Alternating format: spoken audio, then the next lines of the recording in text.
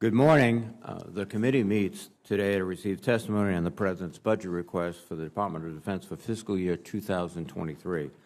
Witnesses this morning are Secretary of Defense Lloyd Austin, Undersecretary of Defense Comptroller Michael McCord, and Chairman of the Joint Chiefs of Staff General Mark Milley. Thank you for appearing before us today, and please extend the committee's thanks to the uniformed civilians and civilian men and women of the Defense Department who selflessly serve the nation. Last week, President Biden released his Defense Department budget request for fiscal year 2023 with a top line of $773 billion. The request focuses on several key areas, including prioritizing China as a key strategic competitor, addressing the acute threats posed by Russia and other adversaries, and modernizing the Defense Department. Our national security challenges have never been more stark. 1 month ago, Russia unleashed its illegal and unprovoked and indeed a barbaric attack on Ukraine, upending peace and stability in Europe. Putin's invasion has inflicted horrific suffering upon innocent civilians in Ukraine, threatened European security, and caused serious consequences for the global economy. The Ukrainian military has performed heroically in the face of this overwhelming violence, and the Ukrainian people have shown the world what true courage looks like. If Putin thought his actions would drive a wedge between NATO and members and within the international community, he was badly mistaken. The conflict in Ukraine has reinvigorated the NATO alliance and exposed the brittle nature of Putin's regime. Since the start of the conflict, the international community has implemented a severe and far-reaching series of economic and energy sanctions against Russia, increased military and humanitarian assistance to Ukraine, and reinforced NATO's military presence along the eastern flank. The international community has united in a way not seen in decades, and our potential adversaries around the world are taking note. With that in mind, this budget request appropriately recognizes China and then Russia as the key strategic competitors for our military. Concurrent with the release of the budget, the Defense Department submitted to Congress classified versions of the National Defense Strategy, the National Nuclear Posture Review, and the Missile Defense Review. These, along with other strategic planning documents yet to be released, will serve as key guideposts for this committee as we take a clear-eyed approach to what is necessary to succeed in our long-term strategic competition. An essential element of our strategy going forward is the need to build the joint capabilities of our armed forces across all domains, including space, cyber, and information operations. And I'm interested to hear from witnesses how this budget supports joint capabilities to ensure our military remains the world's premier fighting force. I am encouraged that this budget includes the largest ever request for research, development, testing, and evaluation, a total of $130 billion, or a 9.5% increase over last year's enacted levels.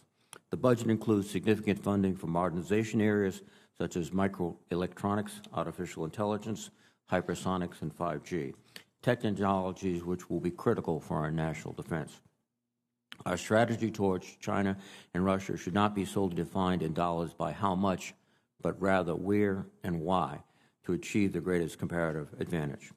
I'm also pleased to see that this budget request places a priority on taking care of our men and women in uniform and the civilians who serve alongside them by including an across-the-board pay raise for military and civilian personnel of 4.6%.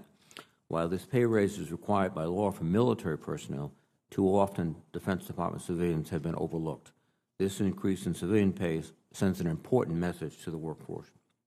Keeping our strategic competition with China front and center, this budget request includes $6.1 billion for priorities covered by the Pacific Deterrence Initiative, or PDI.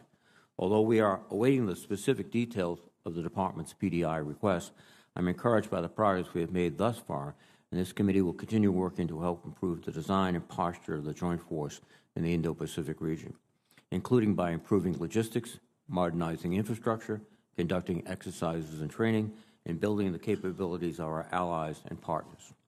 This budget request also includes $12.1 billion for military construction projects, and I'm particularly pleased to see increases in the Energy Resilience Conservation Investment Program. The improvements to our facilities, sustainment, repair, and modernization will go a long way towards the joint forces' readiness. This effort is further supported by the budget request initiatives to weapon platform propulsion efficiencies to save fuel. With regard to our nuclear strategy, I understand that the budget request supports important steps for the modernization of our nuclear triad.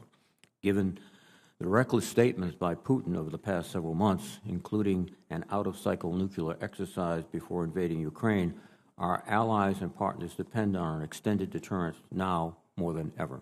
We must also be acutely aware of China's rapidly growing arsenal.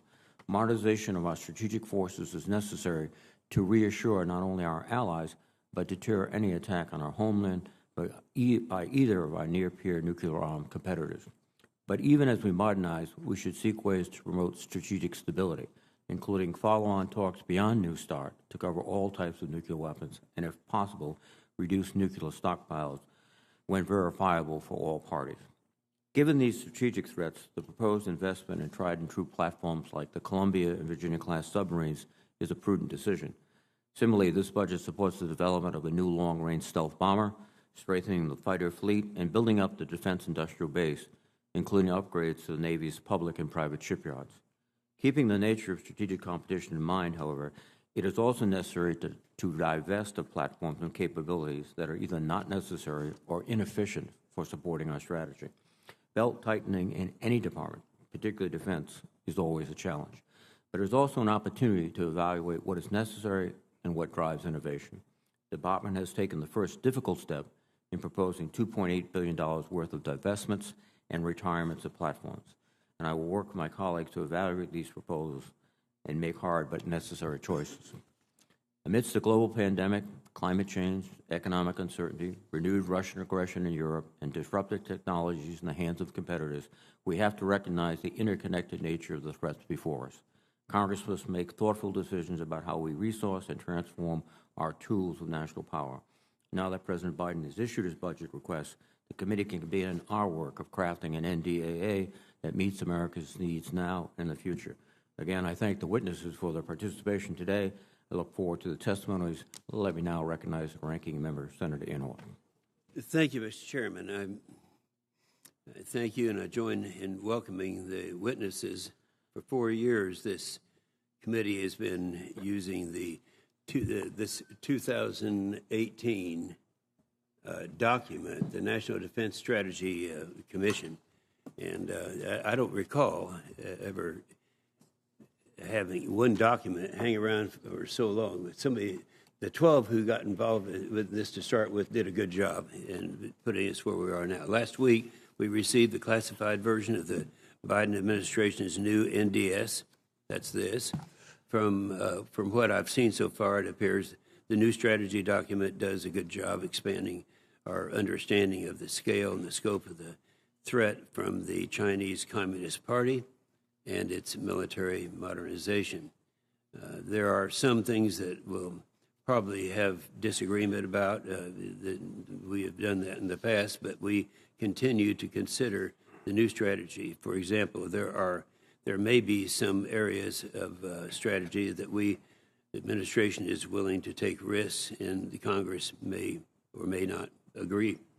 But it's clear, and I really can't stress this enough, the Chinese threat is beyond anything that we have dealt with before in our lives.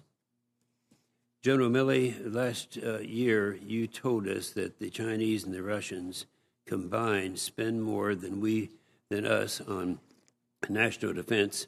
This year, Beijing announced an additional 7.1% increase in their defense budget.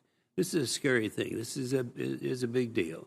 Mr. Secretary, I do appreciate the based on the new NDS that you went to the White House to ask for more resources, and I appreciate that very much. But even then, the budget just doesn't rise to the moment. It doesn't deliver the real growth our military needs, and that is, it says very clearly in this document, in the very beginning of the document, the 3% to 5% range is where we need to be. And that real growth is a recommendation comes from the bipartisan committee. So the budget also doesn't reckon with the record high inflation we're seeing today in the realm of 7 to 8%. on the bipartisan basis, Congress tried to give our defense budget real growth in 2022, but the military will end up losing buying power due to the inflation. This historic inflation is a new, I call it the new sequestration. We all remember when we went through the sequestration together. For me, this isn't just about how much money we spend on defense. This is about how we spend the money. And we need a higher top line because what's in this budget right now is not nearly enough to make up for lost time. This budget shrinks both our naval fleet and our Air Force aircraft fleet. It cuts end strength. The end strength has been very disturbing to all of us. I'm glad to see the investments in research and development. So some good things are out there working, and we're all doing it together. And the reason I took so long in this opening is that this is the first budget hearing of the season. You know, people don't realize that this goes on 12 months a year, and that's what this is all about, and we're going to do a good job. Thank you, Mr. Chairman. Well, thank you very much, Senator Inhofe, and thank you, Mr. Secretary, the Chairman, and Secretary McCord. We've been informed that there's a vote that will commence at 10 a.m. There'll be 3 votes in order, so we will be slipping out ones and twos, but we'll continue the hearing throughout the morning, and then we'll go into the classified section at the conclusion of this open session. With that, let me address a question to Secretary McCord. Mr. Secretary, what? Oh, I'm trying to anticipate the votes, so I jumped ahead. Secretary Austin, let me recognize you for your opening statement. Well, thank you, Chairman.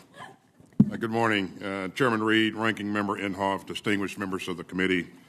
Thanks for the opportunity to testify today in support of the President's budget request for fiscal year 2023. It's great to be here with General Milley, who has been an outstanding partner. And I'm also glad to be joined today by our Comptroller and Chief Financial Officer, Mike McCord. Mr. Chairman, we're still focused on 3 key priorities at the Department of Defense. And they include defending our nation, taking care of our people, and succeeding through teamwork. And the budget request that we've submitted to you helps us meet each one of those priorities. Our budget seeks more than $56 billion for air power platforms and systems, and more than $40 billion to maintain our dominance at sea, including buying 9 more Battle Force ships, and almost $13 billion to support and modernize our combat-credible forces on land. Our budget request also funds the modernization of all 3 legs of the nuclear triad to ensure that we maintain a safe, secure, and effective strategic deterrent. Of course, none of these capabilities matter without our people and their families. So we're seeking your support for a 4.6% pay raise for our military and civilian personnel and other special pay and benefits. We also plan to invest in outstanding and affordable child care, in the construction of on-base child development centers, and in ensuring that all our families can always put good and healthy food on the table. We're also deeply focused on the terrible problem of suicide in the U.S. military. And I'll keep on saying it, mental health is health, period. So we're increasing access to mental health care, expanding telehealth capacities, and fighting the tired old stigmas against seeking help. With your support, I've just ordered the establishment of an independent review committee to help us grapple with suicide, to better understand it, to prevent it, and treat the unseen wounds that lead to it. At the same time, we're still working hard to implement the recommendations of the Independent Review Commission on sexual assault, because we know that we have a long way to go to rid ourselves of this scourge. Our budget seeks nearly $480 million for that enterprise. Sexual assault is not just a crime, it's an affront to our values and to everything that we're supposed to represent to each other and to this country. And this is a leadership issue, and you have my personal commitment to keep leading. Now, while I'm on the topic of leadership, let me briefly address our military's role in the world, because, as I've said, we succeed through teamwork.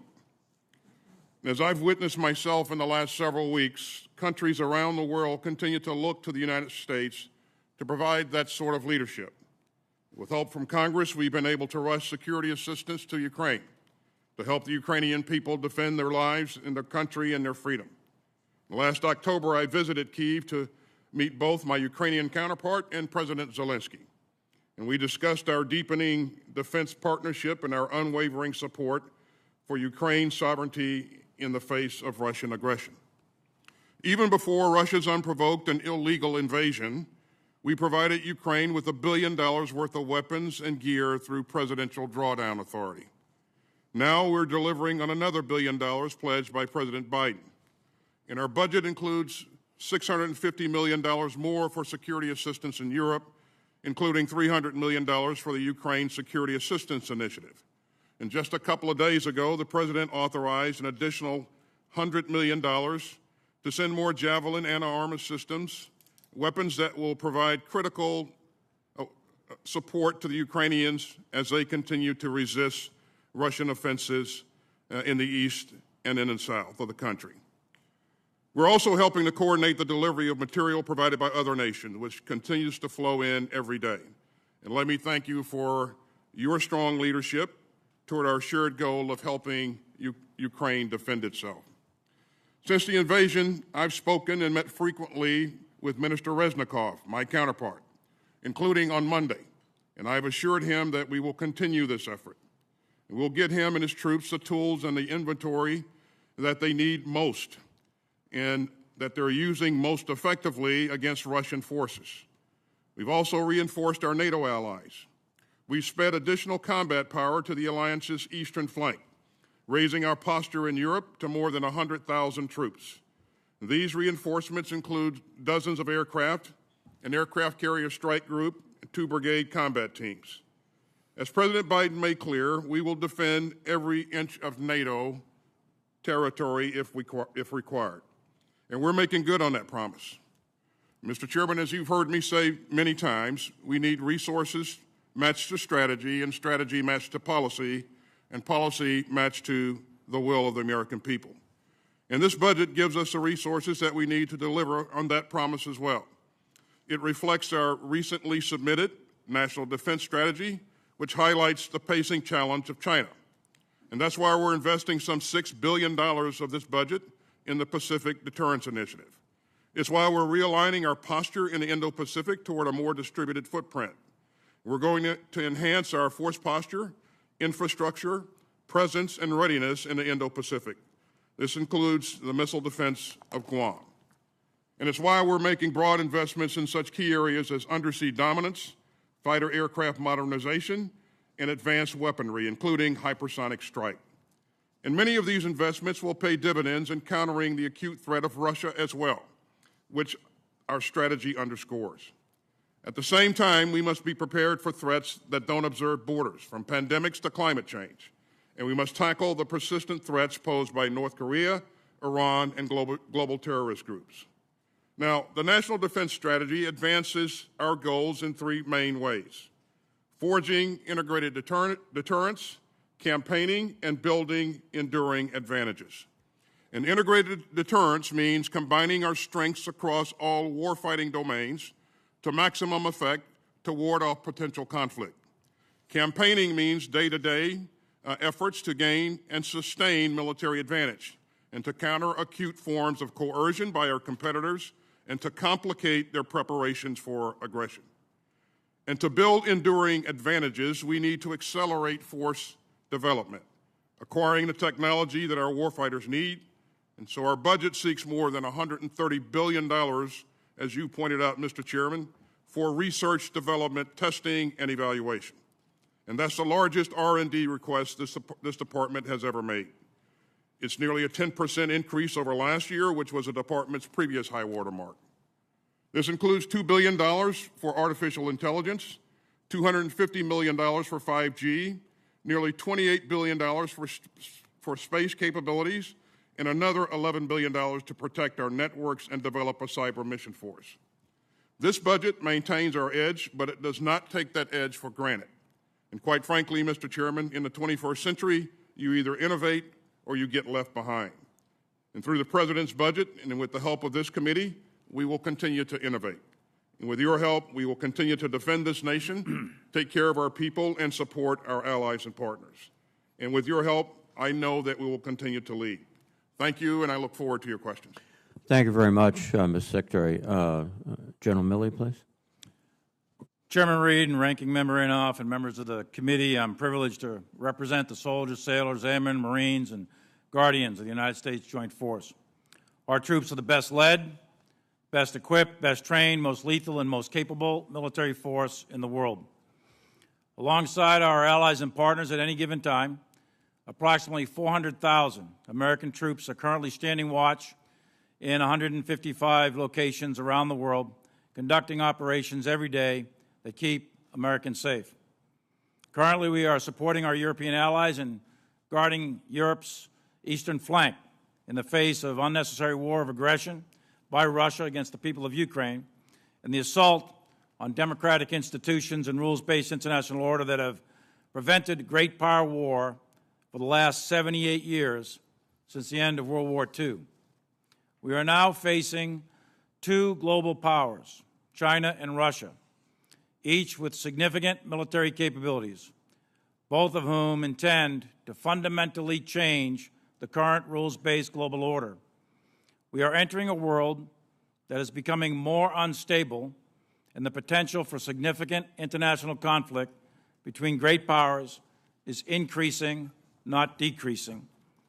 The United States military comprises one of the four key components of America's national power: diplomatic, economic, informational, and military, to protect the homeland and sustain a stable and open international system.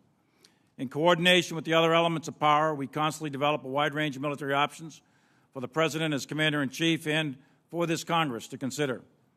As the U.S. military, we are prepared to deter and, if necessary, fight and win against anyone who seeks to attack the United States or our allies or our significant, vital national security interests. The Joint Force appreciates the work that our elected representatives do to ensure that we have the resources needed to train, equip, and manage the force in order to be ready. We thank this Congress for increasing last fiscal year's level of military funding, and we look forward to your support for this year's budget.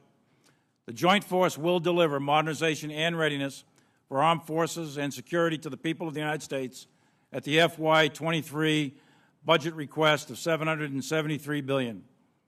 This budget will enable the decisions, the modernization, and the transformation of the Joint Force in order to set and meet the conditions of the operating environment that we are likely to face in 2030 and beyond, the so-called changing character of war that we have discussed many times in the past.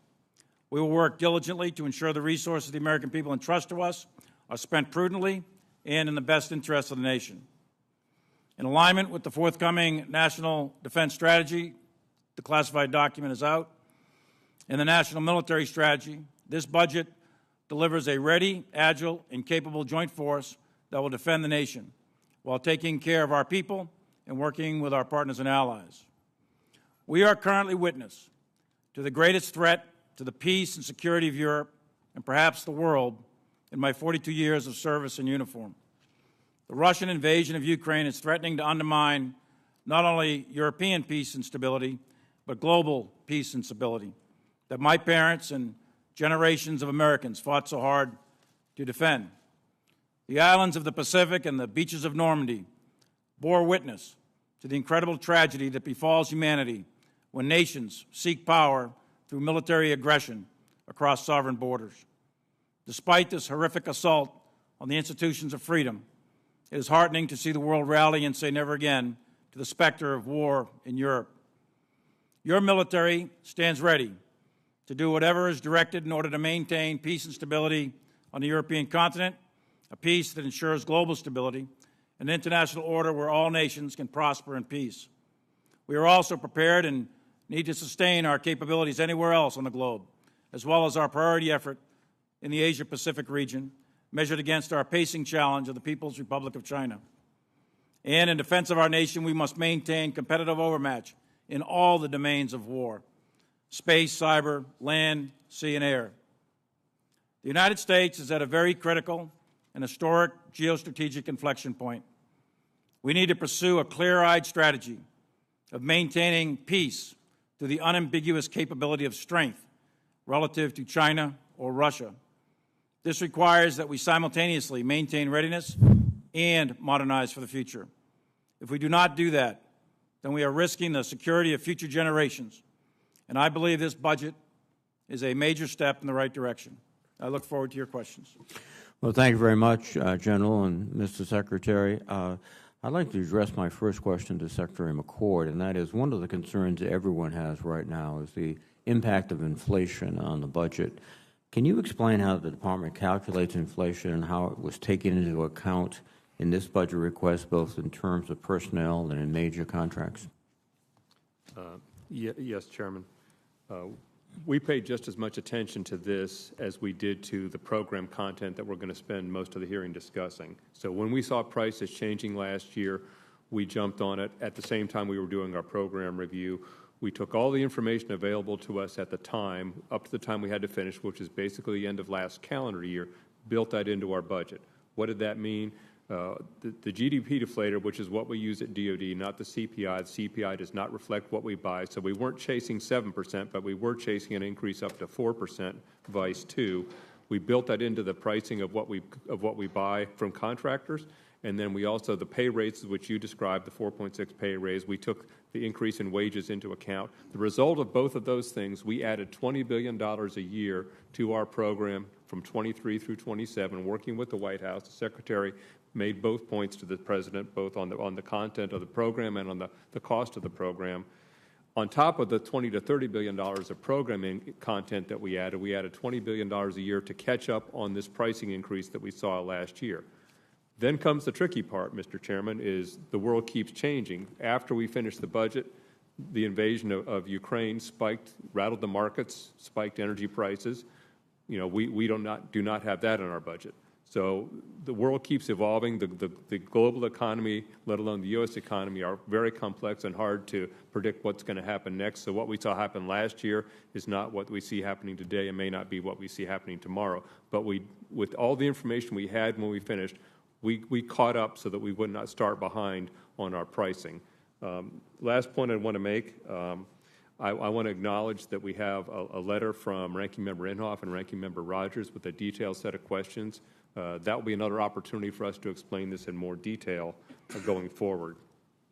Well, thanks very much, Mr. Secretary. Secretary Austin, could you highlight for us some of the key capabilities that are included in this budget that will implement the national defense strategy that you've just proposed and the President's proposed?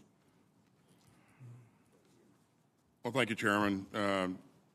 You know, one of the tenets of this strategy is, as you heard me say earlier, is this concept of integrated deterrence, and the principle here is that we maximize capability, capacity resident in every warfighting domain: air, land, space, sea, cyber, and that we're able to network those capabilities in new and different ways.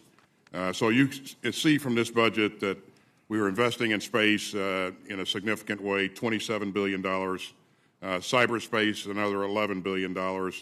Missile defeat and defense, $24 billion.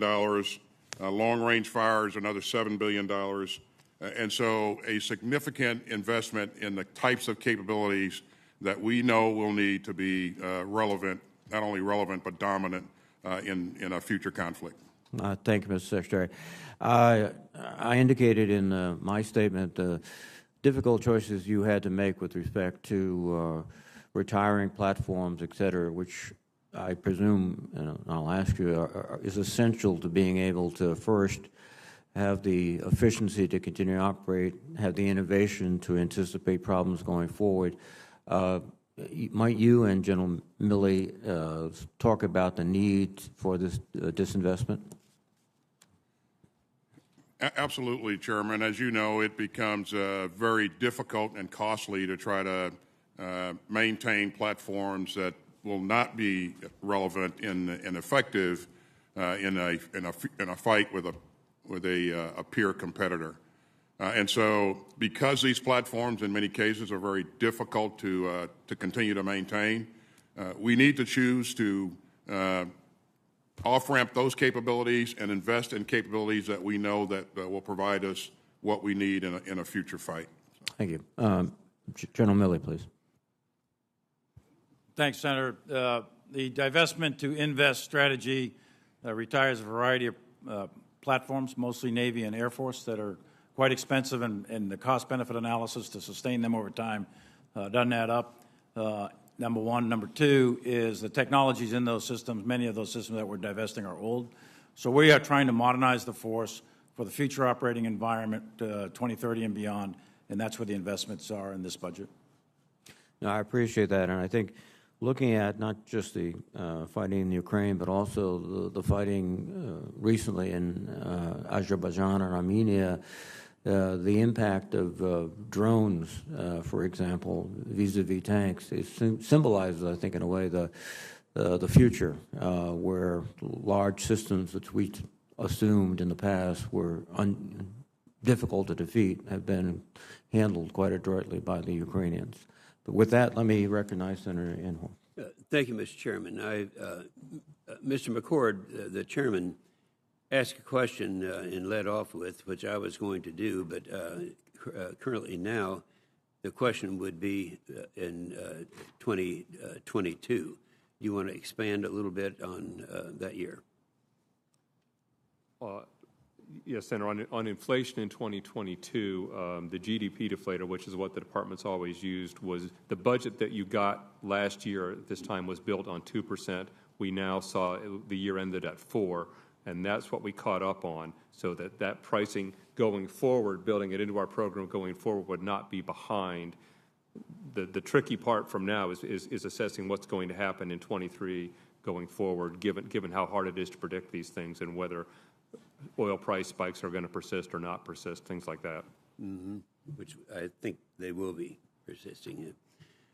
Secretary Austin, there are some who say that we shouldn't be talking about the top line. We should be talking about how the budget aligns with the strategy. And I think we need to talk about both. But we only have a classified defense strategy, and we have no national security strategy. So how are we supposed to connect the dots between the strategy and the budget? Is there any timeline for the White House to release the national security strategy so that we can have a debate in public about the strategy? Well, thanks, Senator. I can't offer you a timeline on when that's going to be released. I would only say that as we constructed the National Defense Strategy, we used the guidance that was available in the very detailed National Security Strategy guidance that was published very early on in this administration, and that was very helpful to us to allow us to map out the strategy that you now see. And if you look at that strategy and you look at the budget, you'll see direct linkages between the budget and the strategy, because we use the strategy to fabricate the budget. Okay, that's good. Thank you very much. General Milley, I'm going to ask you one question, and I already know the answer because I know you, and I think it needs to be stated in this hearing. I want to follow up on this Congresswoman Turner's question from the HASC hearing earlier this week. You said your position on the sub-launched nuclear missile hadn't changed. I just wanted to confirm, like Admiral Richard and General Walters, that your best military advice is to continue development of this missile for deterrence purposes. That's correct, Senator. My position didn't change, and I think that it's important to have as many options as possible for this president or any other president. But I do want to state also that we have lots of options, and we have a significant nuclear capability. So I don't want any foreign adversary to misread what I'm saying. I happen to believe that this president and every president needs lots of options, which we have. but I think more options are better. Okay, agreed. Thank you, Senator Inhofe. Senator Shaheen, please. Thank you, and thank you, Secretary Austin, Chairman Milley, and Undersecretary McCord for being here this morning and for your service. Secretary Austin, the Senate NATO Observer Group, which I co-chair with Senator Tillis, recently sent a letter to President Biden. And one of the things we raised in the letter was, in view of what's happening in Ukraine, whether we should have a more strategic and comprehensive approach toward the Black Sea region, which, as we're watching, Russia is freely using to attack Ukraine and has the potential to shut off that region.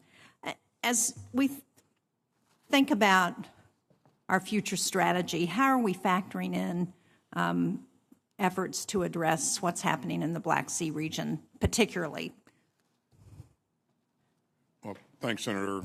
This unlawful and unprovoked aggression by Putin has had the effect of changing the security architecture in the region for some time to come.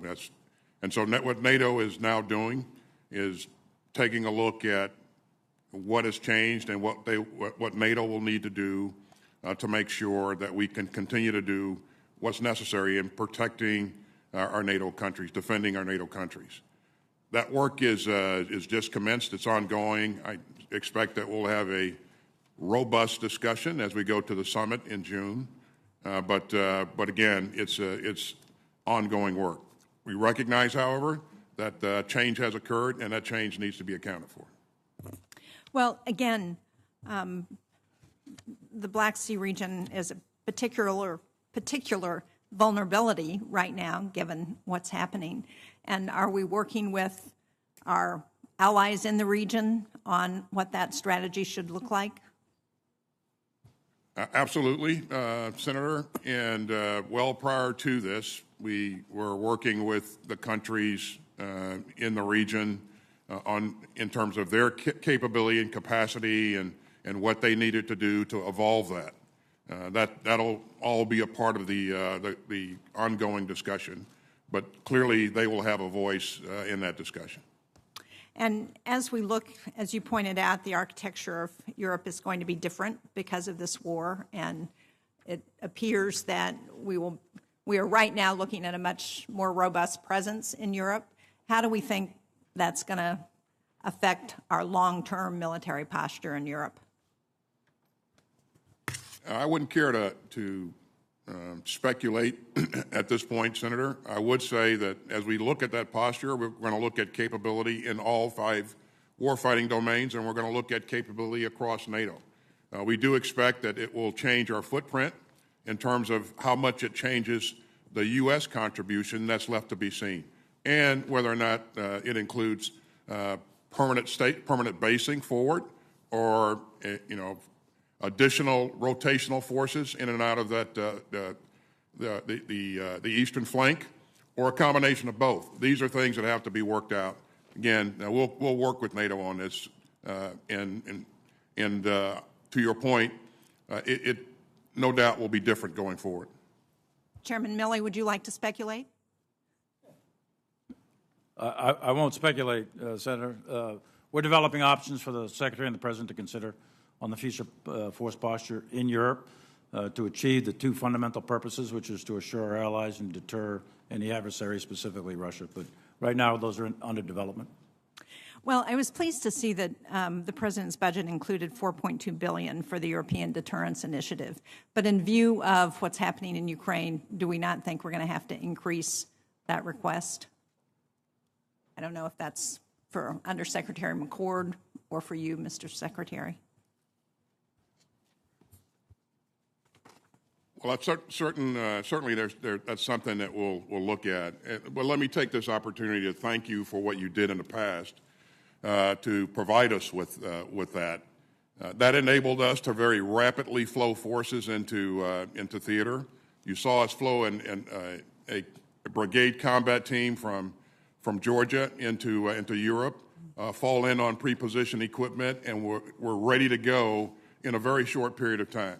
That, in addition to a number of other things that you helped us with created some great capability. But to your point, I think we'll need more of that going forward. Exactly how much, unknown. Thank you. I'm almost out of time, but I do want to raise an issue around Pfas, because the 2022 NDAA and the omnibus budget bill contained funding for Pfas testing and remediation at DoD installations. And for those of us who have constituents who are affected by what's happened with Pfas exposure at military installations, it's nice to be able to say help is on the way. So are you committed to ensuring that all of the initiatives that are funded as part of both of those bills get out on time and as quickly as possible? I am absolutely committed, Senator. Thank you. Thank you, Mr. Thank Chairman. you, Senator Sheen. Senator Wicker, please. Thank you, Mr. Chairman. In your opening statement, Mr. Chairman, you talked about the acute threat we're facing. You termed the challenges as being stark. In the statement by General Milley, he said the danger is increasing, not decreasing. Certainly, Senator Shaheen is correct about a more robust presence in Europe. And of course, that's going to require more funds from the Congress, the branch of our government that has the power of the purse. I don't see how we can view the current climate as being one in which budget tightening is appropriate. So I would just challenge my colleagues on this committee and in the House and Senate to assert our authority as the appropriators and as the branch of government charged with providing enough funds to provide for the common defense under the Constitution. Now, Secretary Austin, let me talk about amphibious ships.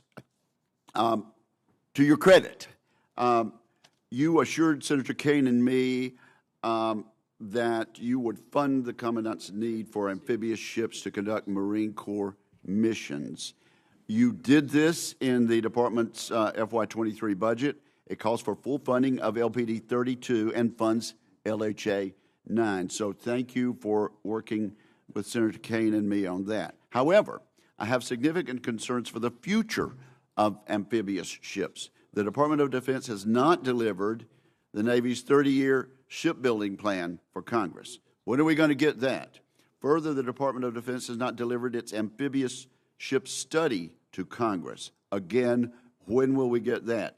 Yet even without these two documents, the Department is proposing to end the LPD amphibious ship construction line after LPD 32. Now, by contrast, the Commandant of the Marine Corps has been clear. He needs a minimum of 31 amphibs. The math is simple. If you end the LPD line after LPD 32, you cannot reach the 31 traditional amphibious ships. The Marine Corps even included funding for an entire LPD 33 as its #1 unfunded priority in FY23. So, Secretary Austin, why did you not include funding for LPD 33 in the FY23 budget? How do you propose filling the operational gap that this is going to cause? And do you think we should take note of the fact that the Marine Corps chose LPD 33 as its top choice for additional funding? Thanks, Senator, and let me also thank you for what you've done to continue to support us and continue to support our Navy and our Marine Corps. As you pointed out, there's $2.8 billion in the 23 budget focused on amphibs. Amphibs are important to us today. They will be important to us going forward. There's $5 billion allocated to amphibs across the FIDA. As you know, we're based upon the Commandant's vision of the future Corps. We will track along with what the Commandant's needs are. We'll continue to work with him. We're also investing in a amphibious warfare ship, which is a lighter version of an amphib, and we will make those investments. But we'll continue to work with the Commandant going forward, and those two reports that you mentioned earlier. the shipbuilding plan, and also the amphib study. Those are forthcoming in the next several weeks. In the next several weeks. Well, very good. Well, let me ask you this, Secretary Austin, with regard to Ukraine.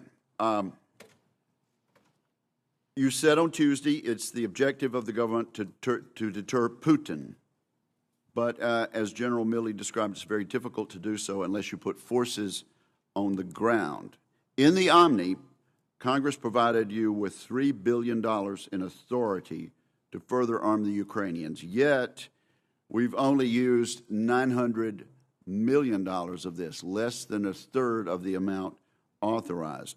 This could also be used to backfill the Eastern Flank NATO partners. Why hasn't the administration provided the full $3 billion? Does the administration not want to send it yet? Is it not available yet? Or are there throughput problems at the Pentagon? And how do we fix these problems to get our friends in Ukraine the equipment, the weaponry they need to defeat the Russians? Well, we communicate with the Ukrainian leadership routinely. As I indicated, Senator, I just talked to Minister Reznikov on Monday. I'll talk to him again this afternoon. The chairman is in close contact with his counterpart as well. We base what we're doing on their needs, and those needs are identified in those frequent engagements. We are flowing resources into Ukraine faster than most people would have ever believed conceivable. You know, from the time, in some cases, from the time that the authorization is provided, 4 or 5 days later, we see real capability begin to show up. You're not suggesting they are receiving everything they're asking for. If I said that, I certainly didn't mean to say that. What I meant to say, Senator, was we are providing them with those capabilities that are relevant and effective in this fight. And you've seen us provide a tremendous amount of anti-armor, anti-aircraft, and capability, and also communications capabilities, as well as UAVs. And we're also looking to help them in a number of other ways. But we are providing those capabilities that have proven to be absolutely effective in this fight. Thank you, Senator Wicker. Senator Gillibrand. Thank you, Madam Chairwoman. General Milley and Secretary Austin, I just want to commend the fine work you're doing in Ukraine with regard to being supportive of the Ukrainian people's will to fight and will to win. I went with a delegation with Senator Ernst just a few weeks ago, and we were able to meet with the 82nd Airborne as well as our troops in Poland, as well as troops that are doing exercises in Germany. And I can say it was extremely inspiring and something I think that you should be very proud of. Do you believe our current strategy is sufficient for Ukraine to win the war against Russia? And if not, what shifts in strategy would you suggest? And second, we've talked about how this conflict could ultimately be resolved. And I want to know if you are engaging with any Russian counterparts or whether any NATO allies are doing so.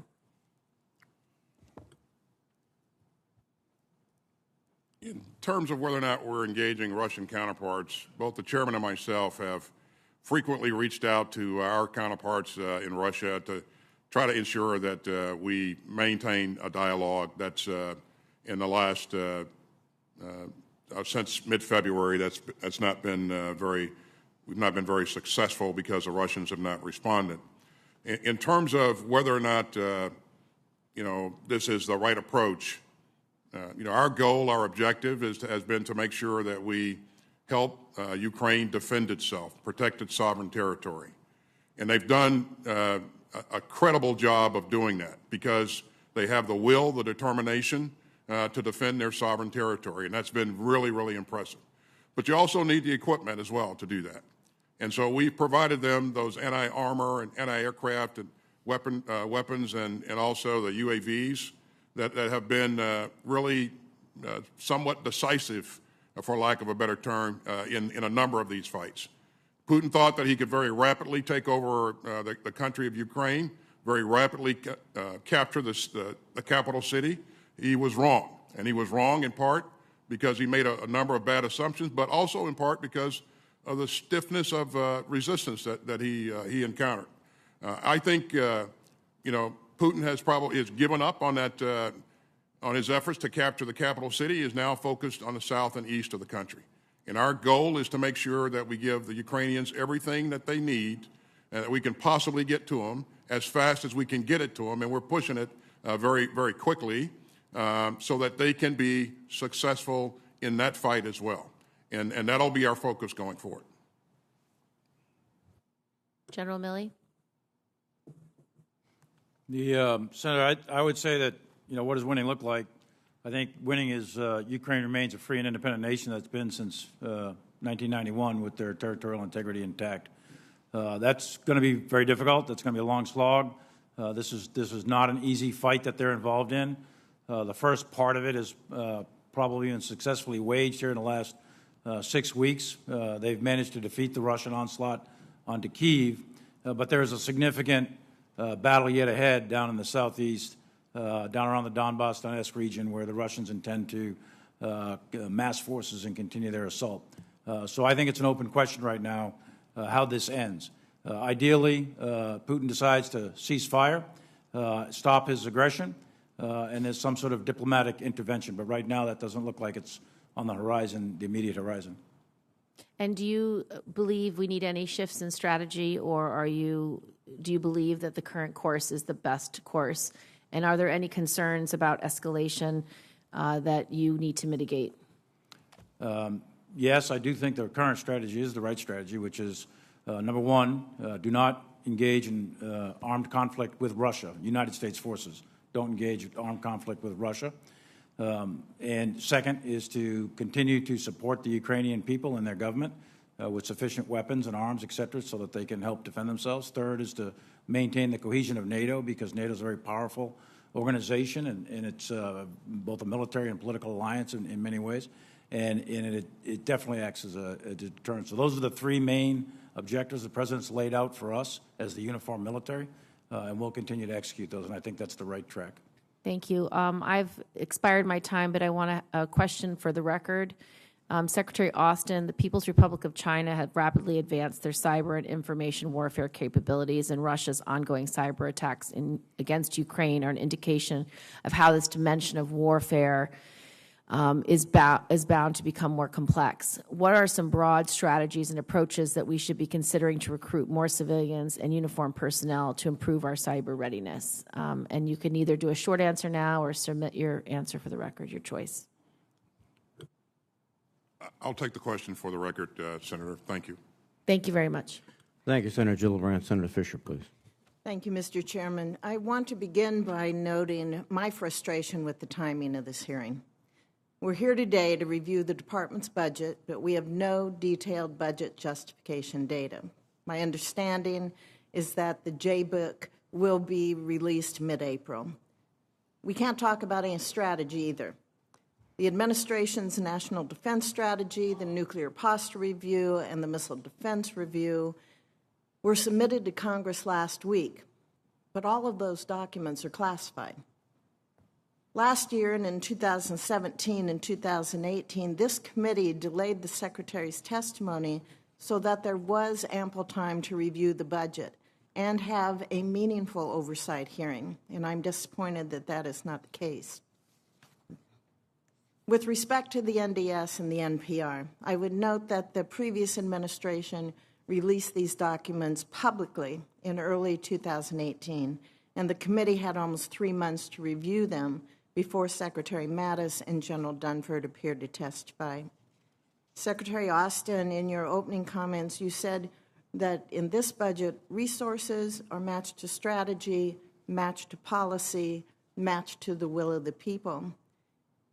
I think having this hearing without any detailed information about the budget, and when we are unable to openly discuss any of the administration's strategy documents, directly undermines the committee's ability to conduct its oversight work.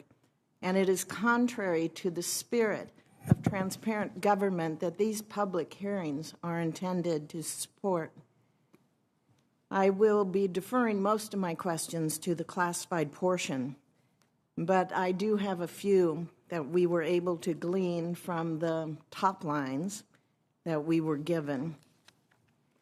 Secretary Austin, in Section 1684 of the 2017 NDAA, it was directed that the Department would designate an acquisition authority to be responsible for defense of the homeland from cruise missile threats, but the Department has still not made such a designation. What's the status of this, and does the Department intend to make a designation, and when, or can we expect that to happen in the near future? Well, thanks, Senator. We do intend to make a designation, and we'll move out smartly on that. In terms of being transparent, and when the budget, detailed budget's released, I'll invite Mr. McCord to make a couple of comments there. But it's our goal, it's our desire, it's our mandate to be as transparent with you as possible, and we will do that. I would like to continue with my questions since I will run out of time here. But I would point out that one of my missions, and I've talked to you about it, I've talked to all the service chiefs, to the Joint Chiefs, to be able to declassify much of the material that we see as members of Congress. And I think there are ways to do that. And we have to be able to do that so that the people of this country understand the threats that we face, so that when they have the information and can review that for themselves, they will support our national defense. They will support our national security. And I feel that we have gone backwards here in making these classified documents and not being transparent. But if I could continue. Given the increasing cruise missile threat to the United States, again, I think it's important that we make this designation. It was in the 2017 NDAA, and that was a long time ago. So I hope that you will step up and do this. Also, Secretary Austin, under this budget, the Air Force is divesting 369 aircraft this year and buying 87, which is a net loss of 282. The 5-year plan projects buying 467 aircraft and divesting 1,468, a loss of over 1,001. And the Navy's battle force shrinks as well under this budget, dropping from 298 ships today to 280 in FY 2027. You know, I'm open to the concept of divesting of legacy platforms, but I think that is dangerous and a dangerous way to put stress on the force that we have. So how are we planning to deal with that dilemma, and are we expecting operational demands to fall? You know, how realistic is that? Well, thanks, Senator. First, let me just highlight that affirm that there will be an unclassified version of the strategy that comes out a bit later. Again, in terms of divestment and investment, we are investing in those capabilities that will enable us to be decisive in the future fight. And those capabilities that are not survivable in that fight, I think we have to divest of them, and also because they're very expensive to maintain. We can use those resources to invest in future capabilities, the kind that we need for the next fight. And so that's our strategy. And again, as you match the budget to the strategy, I think you'll find a direct match there. Thank you. I hope you remember it has to be matched to the will of the American people as well. Thank you. Thank you, Senator Fisher. Senator Blumenthal, please. Thank you, Mr. Chairman. Thank you both for your service. I will say on my own behalf that we're very, very fortunate this very dangerous time in our nation's history to have one of the most impressive defense and national security teams in recent history. So thank you for your service to our nation at this very perilous time. You know, I have visited Ukraine as well as more recently Poland, the Ukrainian border, with a number of my colleagues. Since 2014, I've been very vocal, indeed vehement, in support of more lethal arms delivered more quickly to Ukrainians while they've lost 14,000 of their men and women in this fight for close to a decade against the Russians. And now I must say, I continue to feel that we need to do more and do it more quickly in providing lethal arms to Ukraine, including fighter jets, air defense systems, ammunition, Javelin missiles, Stingers, and other systems that the Ukrainians can use now. I agree that it's going to be a long slog, Mr. Chairman. It's a protracted war going to the east, but we need to be there for the Ukrainians in the midst of this long slog. And you've said that the outcome is an open question, but what troubles me is that saying it's an open question is a prediction. The objective is to enable the Ukrainians to win. And it seems to me that often our strategy seems somewhat schizophrenic. We want the Ukrainians to defeat the Russians, but we're afraid that pushing Putin into defeat may provoke escalation. It seems to me that we need to address those fears and realistically provide the Ukrainians what they need to win. And so let me ask you whether you feel, for example, that we can do more to train the Ukrainians in anticipation of that long slog, to use more advanced weapon systems that we could provide.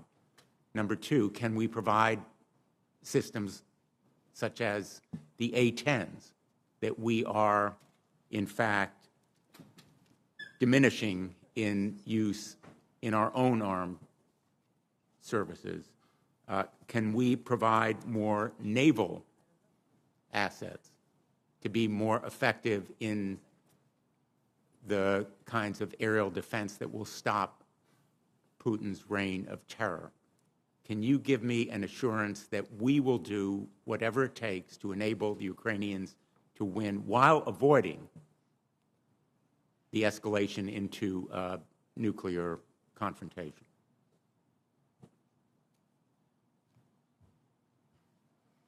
Well, thank you, sir.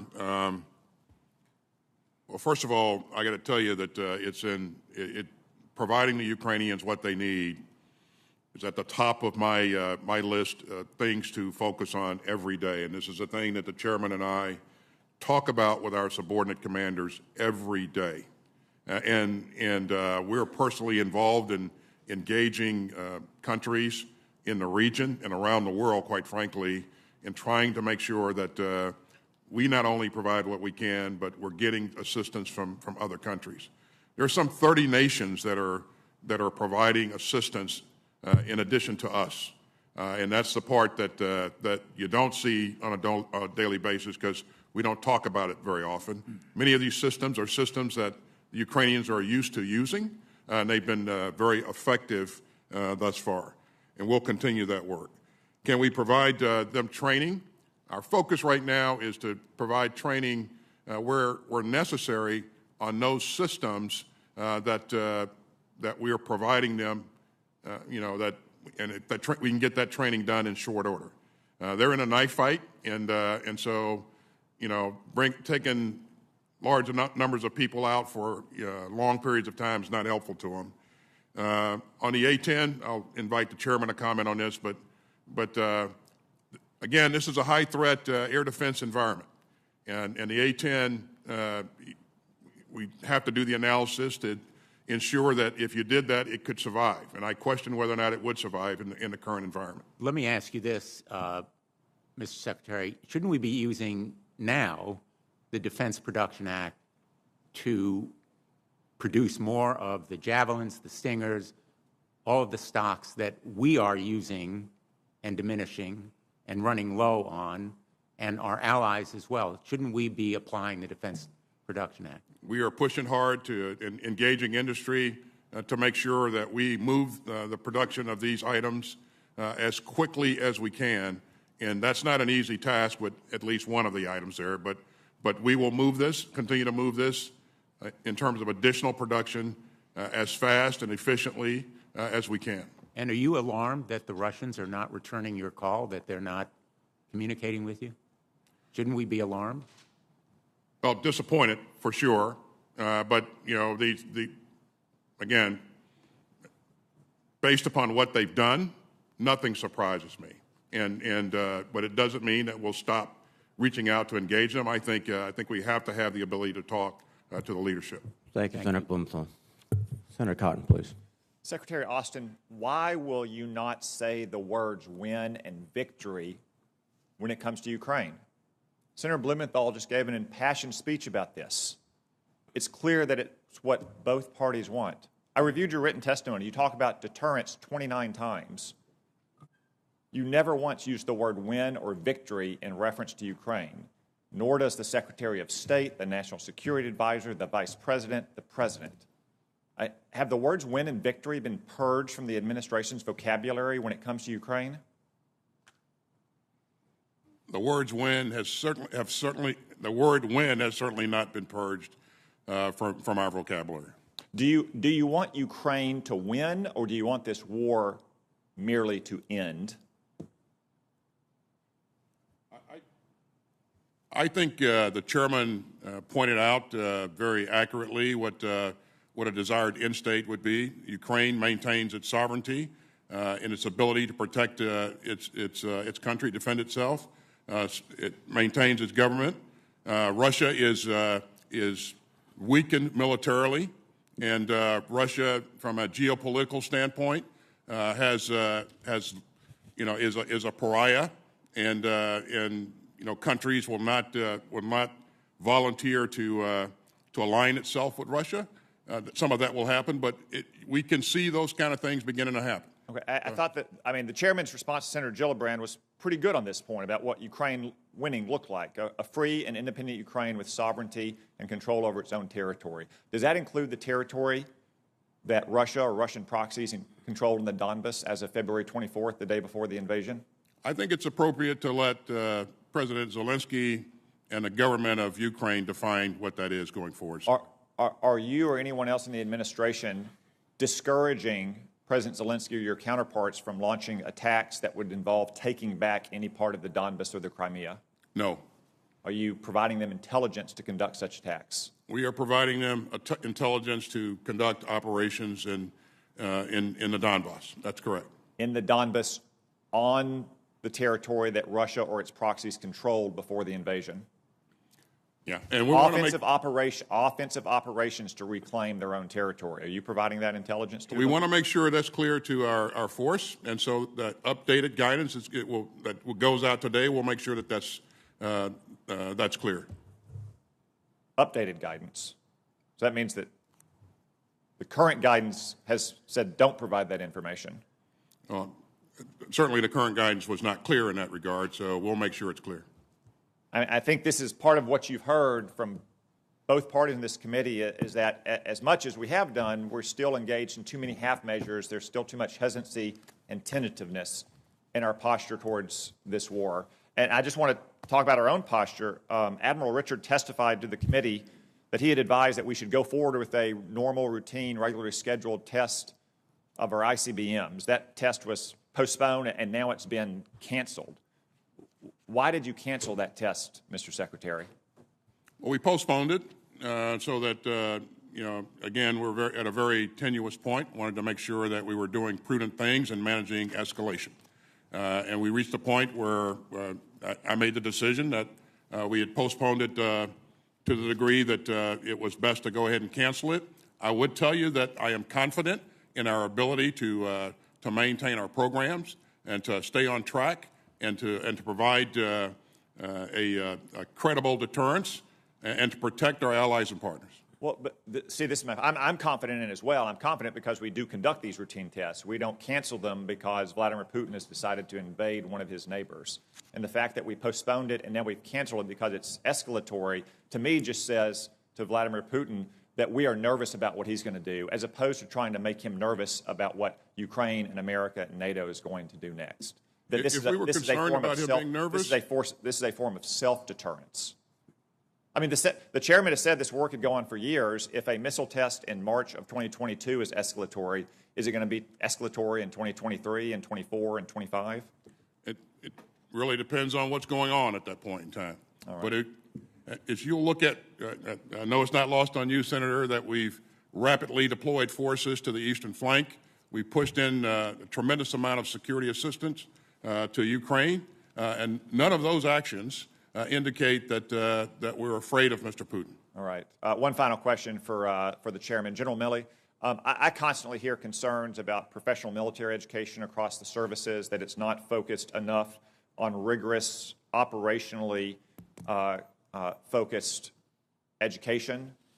There's too much things that are kind of beyond the core warfighter's domain, like, international studies or development economics. You put out a very strong memo on this in May of 2020. Unfortunately, I still hear that some of the schools are not implementing that fully. Could you talk to me a little bit about your concerns in that memo and what plans you have to make sure that that's driven down to the lowest level at our professional military education schools? Yeah, thanks, Senator. Look, the U.S. military has two tasks: prepare for war and fight and win wars. That's it. And the PME is designed to do that.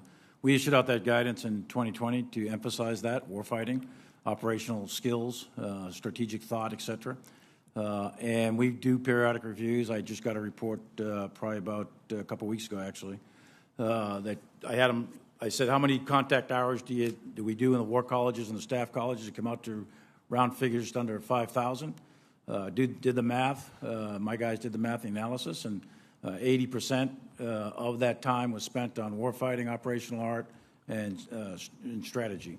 The others are spent on things like congressional engagement, public affairs, administrative tasks that you have to do to run the military. So it is focused. 80% of the time is focused on the warfighting skills necessary for command and leadership at the staff level at different organizations. Okay, thank you, Senator Cotton. I'd really like it to 100%. I bet the one thing you'd love to strike is congressional engagement. No, it's an important. Thank you, Senator Cotton. Senator Hirono, please. Thank you, Mr. Chairman. Secretary Austin, I want to commend you for reaching the decision that you did to defuel and permanently close the Red Hill storage facility on Oahu. Ensuring the health and safety of our citizens has been my #1 priority, and this decision not only protects the island's drinking water, but will ultimately benefit operations in Indo-PACOM as we look to expand our ability to operate in a distributed manner across the AOR. I also would like to particularly thank Deputy Secretary of Defense Catherine Hicks for her diligent work on this issue and her communicating with me personally.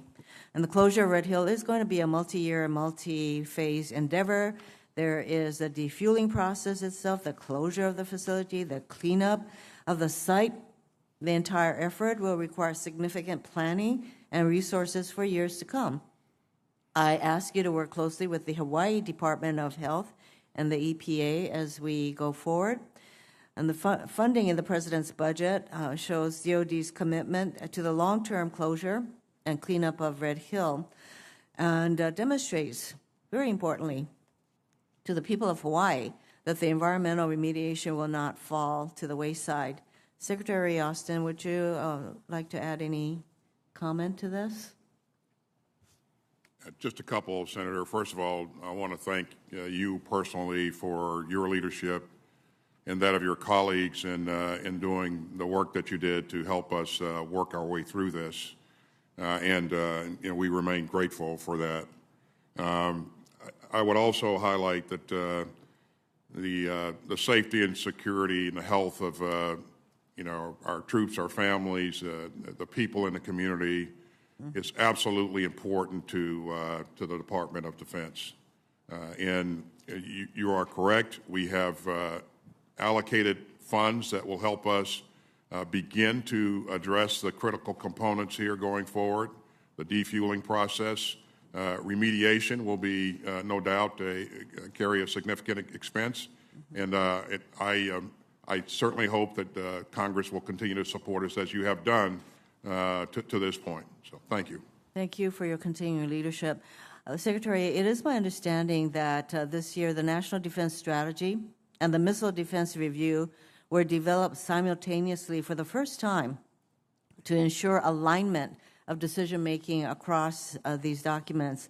In the NDS, one of your 4 stated priorities is defending the homeland, which will make sense to ensure missile defense is in line with that priority. And though the budget justification books are not out yet, one concern I have is for the defense of Hawaii from missile threats.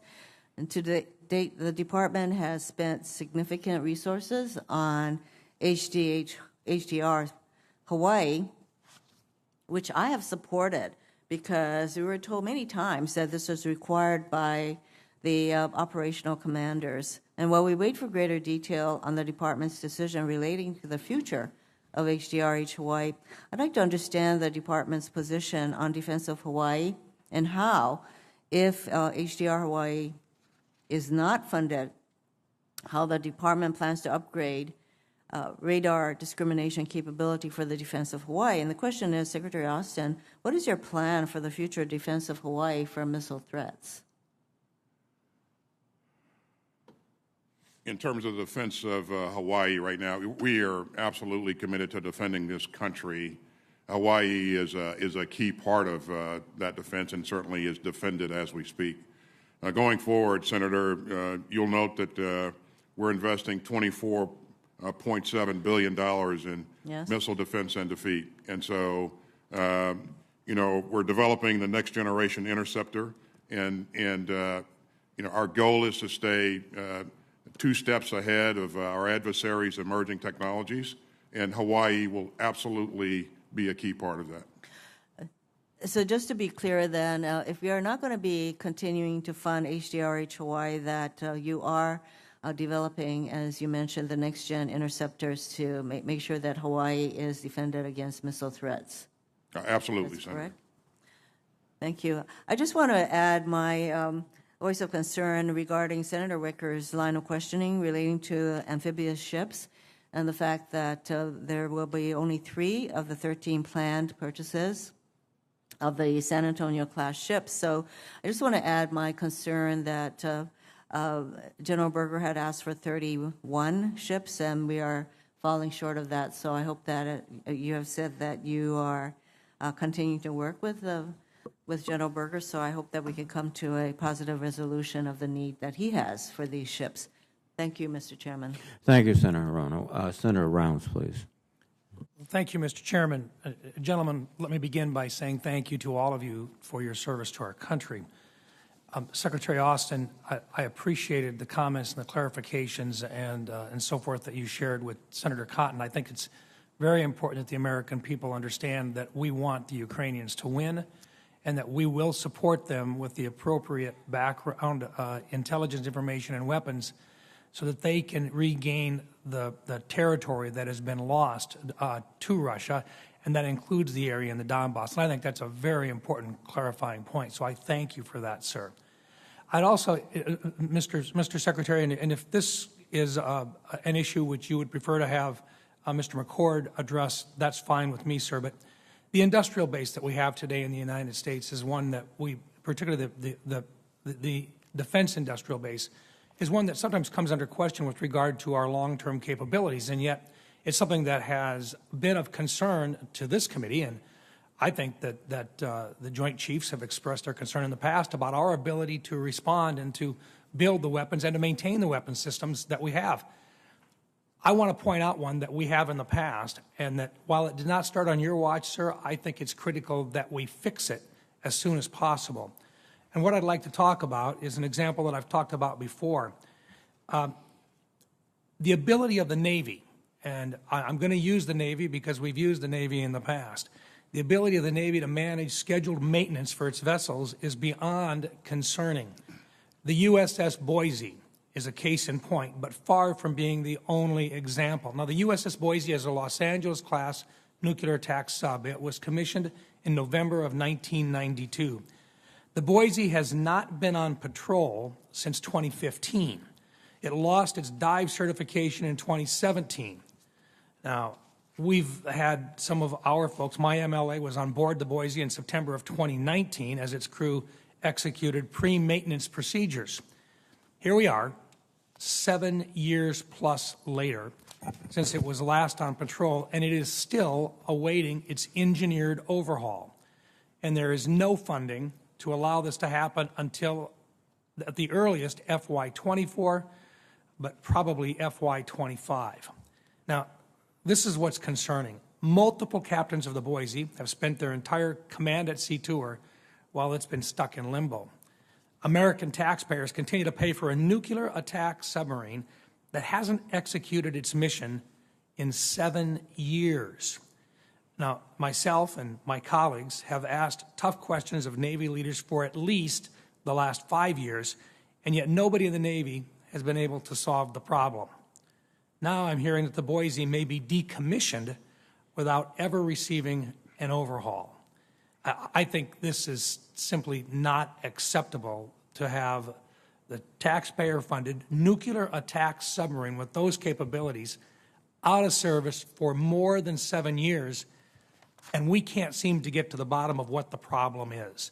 Mr. Secretary, I'm not sure if you're prepared to discuss this or if you'd like to have Mr. McCord attempt it, but I'd sure like to hear your thoughts.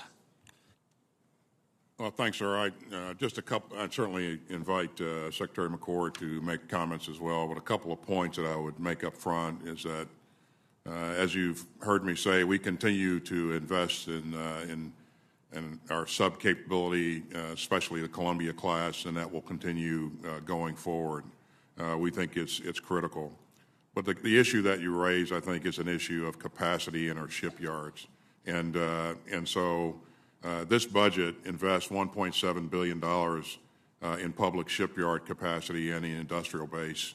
I think it's critical, and we'll continue to do our part to make sure that we're helping the industry have what it, or helping create the capacity to take care of our capabilities here. Mr. Secretary, thank you. And perhaps rather than spending the rest of my time on this particular one, could I ask, would you get back with us and let's find a solution to this problem? Sure, absolutely. Thank you. General Milley, I have just one question for you, and that is I know that you've been an Army officer and that you have commanded ground troops and you understand the need to have all possible systems available for their use. There was and there continues to be a question as to whether or not landmines should be a part of our systems of operations. And yet sometimes I think people get a misunderstanding of the difference between anti-vehicle landmines and those which are anti-personnel landmines, and they don't understand the differences on them. This is a needed capability for our armed forces, is to have the ability for these landmines to be able to be used in certain situations. You understand that.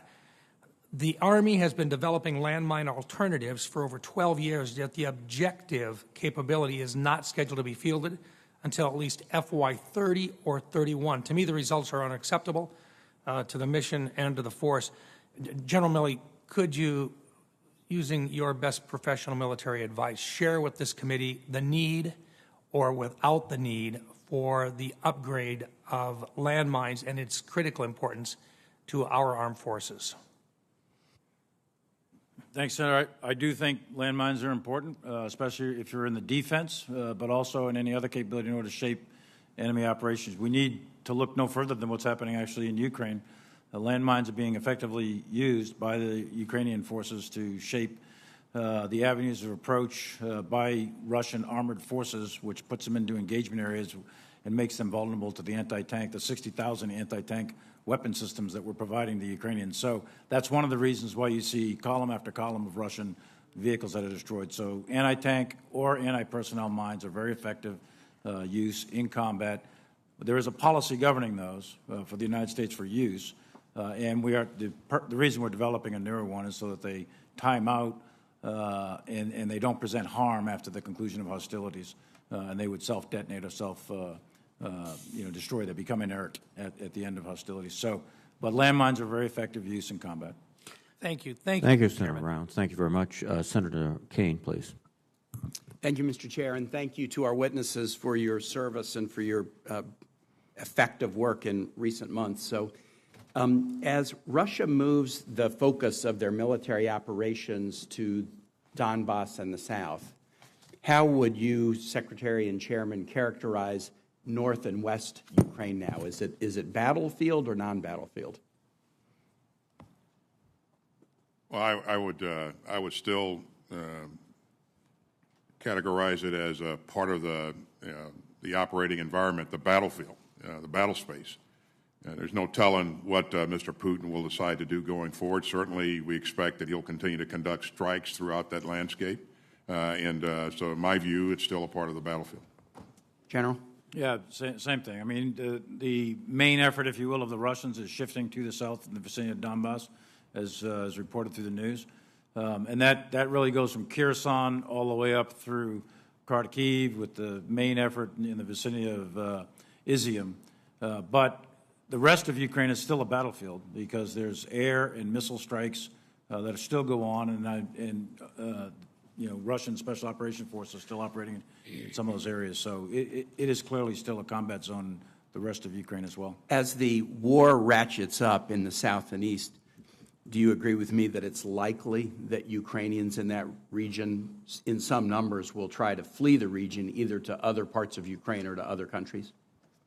I think for civilians, the answer, the human instinct to survive is very powerful. So they recognize the danger they're in. I think there'll be a high likelihood that additional refugees or internally displaced persons will leave. We've already got 5 million or so refugees, another 5 million, I think, of internally displaced. So you're well over 10 million right now. And I would imagine more will leave that area. And as a general matter, I think Ukrainians would like to stay in their own country. If we could shape it, wouldn't it be better for those fleeing the east to go elsewhere in Ukraine if they were safe, rather than to go into other nations where they are a significant burden on other countries? Sure. I mean, if President Zelensky were to appeal to the United States, NATO, the UN, and say, the ratcheting up of the war in the East is going to create such a pressure for people to flee, these people want to stay in Ukraine, can you, as our allies and NGOs, flood humanitarian relief into Western Ukraine, shelter, medical capacity, food, so that displaced persons in large numbers will be able to come to a place in Ukraine rather than flee across the borders, and President Zelensky were to ask for the United States' assistance in doing that? Should we seriously entertain that request? I would say that's a policy question. But in terms of humanitarian aid, there is a lot of humanitarian aid moving into Ukraine in addition to the military aid. But the latter question, or the question itself, I think is more appropriate as a policy question. Mr. Secretary? I agree with the chairman, Senator. It is a question that our leadership will have to take on and be very deliberate about. And one of the things that we would need to consider is what we need to do if we're going to put people in there to protect that area, and that's a decision that takes you to fighting the Russians, and so that's a pretty significant decision. But I would emphasize what the chairman has said. USAID and others are flowing a lot of humanitarian assistance across the border now, and the Europeans are pretty good at providing this kind of assistance. Great. Let me switch topics. Some of my colleagues have raised the concern about inflation and what that means with respect to the defense budget.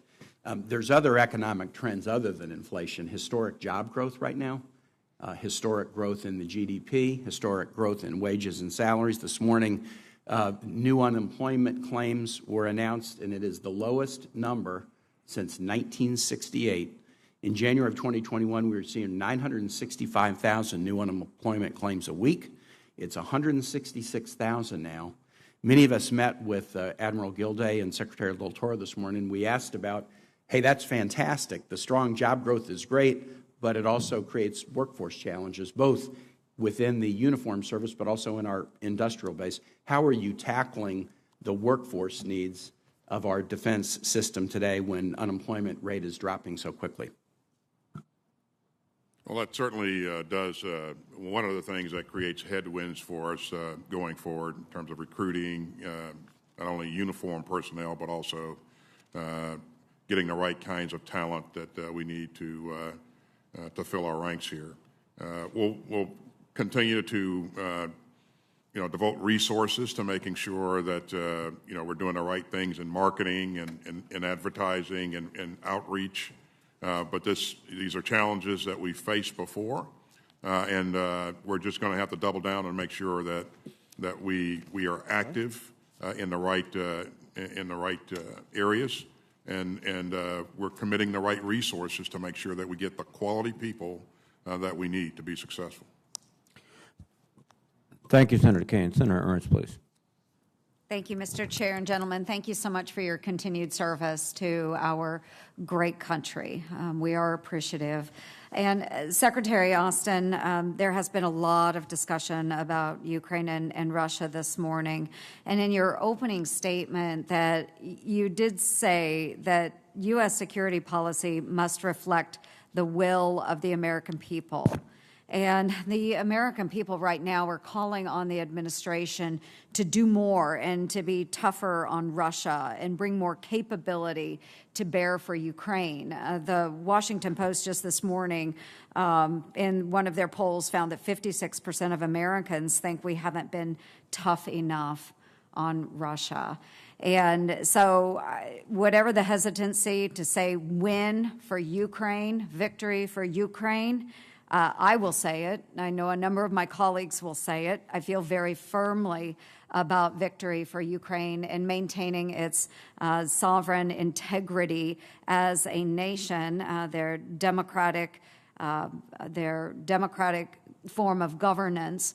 It's all very important to so many Americans because so many Americans see themselves reflected in the Ukrainians. They are a first world country. They've come a long way over the last 30 years. So success to me is still a free and sovereign Ukraine. So I do hope that we will continue to press very hard to make sure, as you stated, things are speeding up, delivery of lethal aid, but we absolutely must ensure that we are doing everything we can for the country of Ukraine and the citizens that are there. So I am going to turn, because we've focused a lot on Ukraine and Russia. General Milley, I'd like to jump to Central Command, if we can. I am concerned about the budgetary cuts and some of the flat lines that we are seeing across our CENTCOM operations budget. And many of the extremist organizations that are backed by the Iranian regime are striking across the region. And there's 4 terrorist organizations that are now operating in Afghanistan, and yet we don't have a U.S. footprint there to make sure that they aren't pushing threats against our homeland. So how have your Gulf state military counterparts, particularly Egypt, Saudi Arabia, and the Abraham Accords member countries, reacted to our reduced military budget? Have you had any input from them? Not about the budget per se, but there is concern because we are, the Department of Defense, we are doing a global posture review, as you know, and we're making adjustments to the footprint, and the Ukraine situation is a new development since we began that review quite some time ago. And CENTCOM is part of that review as well. So there is concern in the CENTCOM area of operations about what the result will be in terms of the footprint in CENTCOM, and we are continuing to work with our allies and partners to make sure it's appropriate to the level of threat. We clearly recognize the terrorist threat, both the residual threat in Afghanistan, but also throughout the region. Mm-hmm. And we think that we do have over-the-horizon capabilities, which we can discuss in classified session, but we do think we're effective in being able to find, fix, and when necessary, strike any potential threat to the homeland. And it has been reported that the Emiratis won't accept the president's phone calls. Are you able to visit with your counterparts in the UAE? I have not had any issue contacting counterparts in the Middle East. Or Okay. in Secretary War. And thank you for continuing the conversation with them. It is important that we maintain relationships through the Middle East, so I do appreciate that. With the administration continuing the negotiation of the Iranian nuclear deal, and then pair that with the reduced footprint that we have in the Middle East, is that driving some of the Gulf states' neutrality when it comes to the Russian-Ukrainian conflict? Your opinion? I actually don't know. I'd have to ask them point blank. I haven't asked those questions point blank to them. I think they probably, I don't know, I'd be speculating, so I'd have to kind of get back to you on that. No, I appreciate that. Yeah. And then just very briefly as well, we haven't talked about this today, but it is something that is on my mind, and that is recruiting for our military. And we have found that Americans between the age of 17 to 24, only 29% of them would even be eligible to enlist. Just very briefly, thoughts on that? Yeah, you're about right. 29% are eligible to meet the standards, medical, educational, discipline, legal, all that. And even less than that have a propensity. It's less than 5% that have a propensity to serve. And we know that part of that is because of COVID. We know the propensity to serve goes up once you make contact. So personal contact with individuals out there in the recruiting regions, that's the key to propensity to serve. So it is a tough recruiting environment right now, and as you know, I think the Army's a little bit behind. Navy, Marines, and Air Force are all meeting their marks. We're only 4 months into the year, and that'll get adjusted as high schools graduate in the summer. And I think at the end of the year, the Army's projected to come in a point or two below 100%. The other services are going to be at 100%. Yeah. Thank you. Thank you, gentlemen. Thank you, Mr. Chair. Thank you, Senator. And Senator Warren, please. Thank you, Mr. Chairman. So in the new budget, the Pentagon is asking for a lot of money, $773 billion. But some lawmakers say this is too low. And last week they proposed adding as much as 90 to 100 billion more. The claim is that the extra money is needed because of inflation.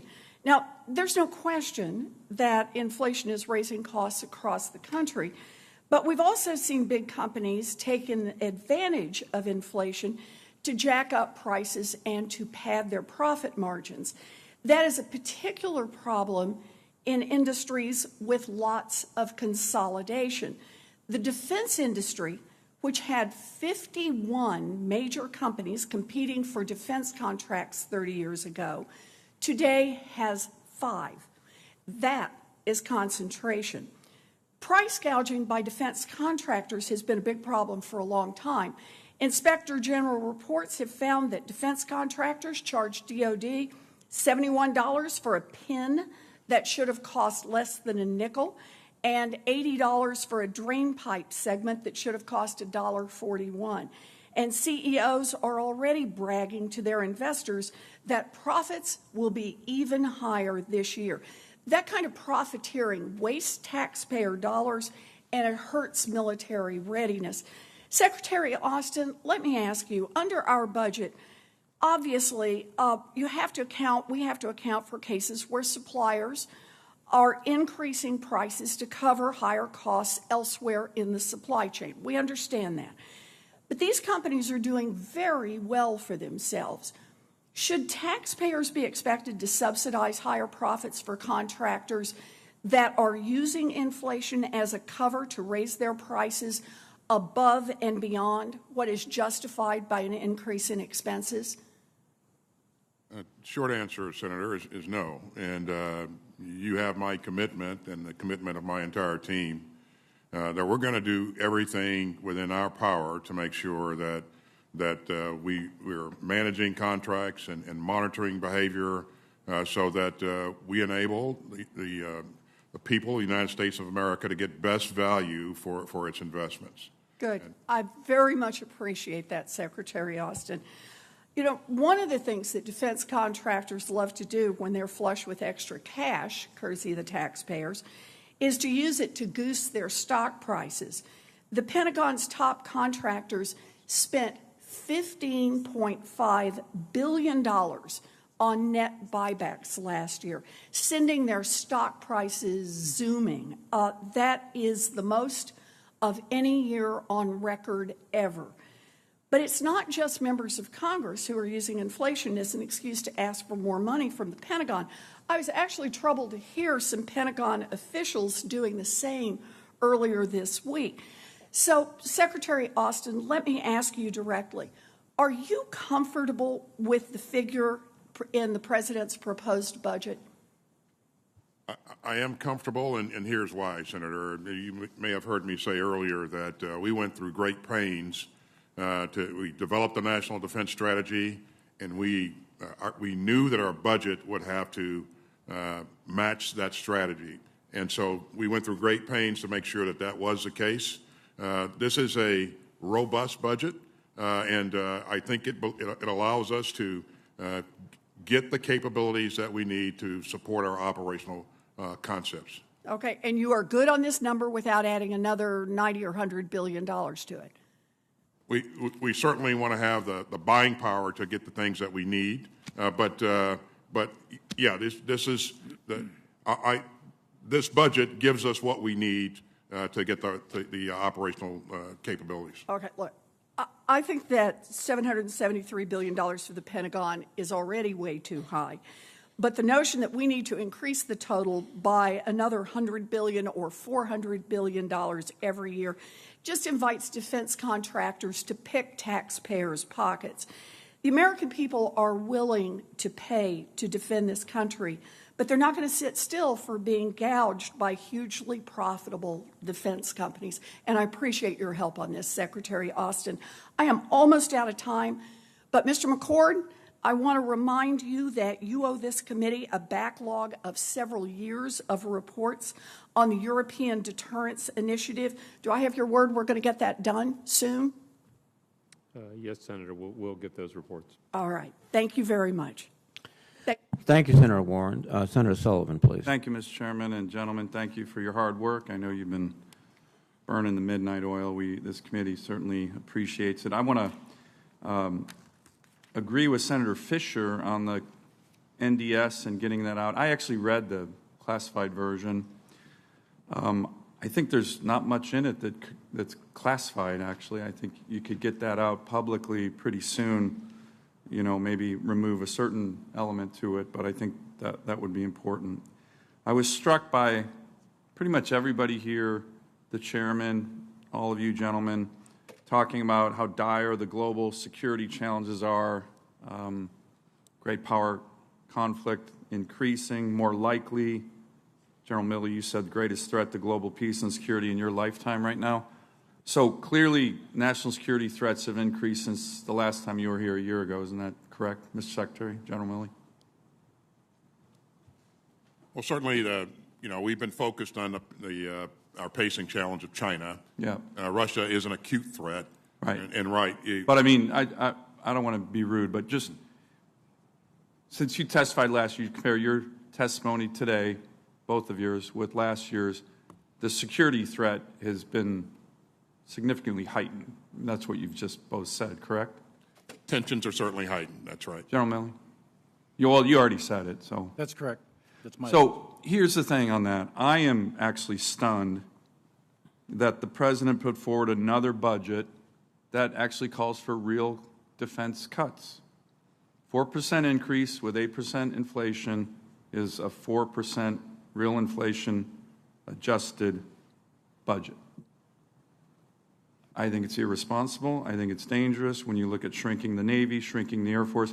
There's no doubt in my mind that that gives our enemies comfort, and I think that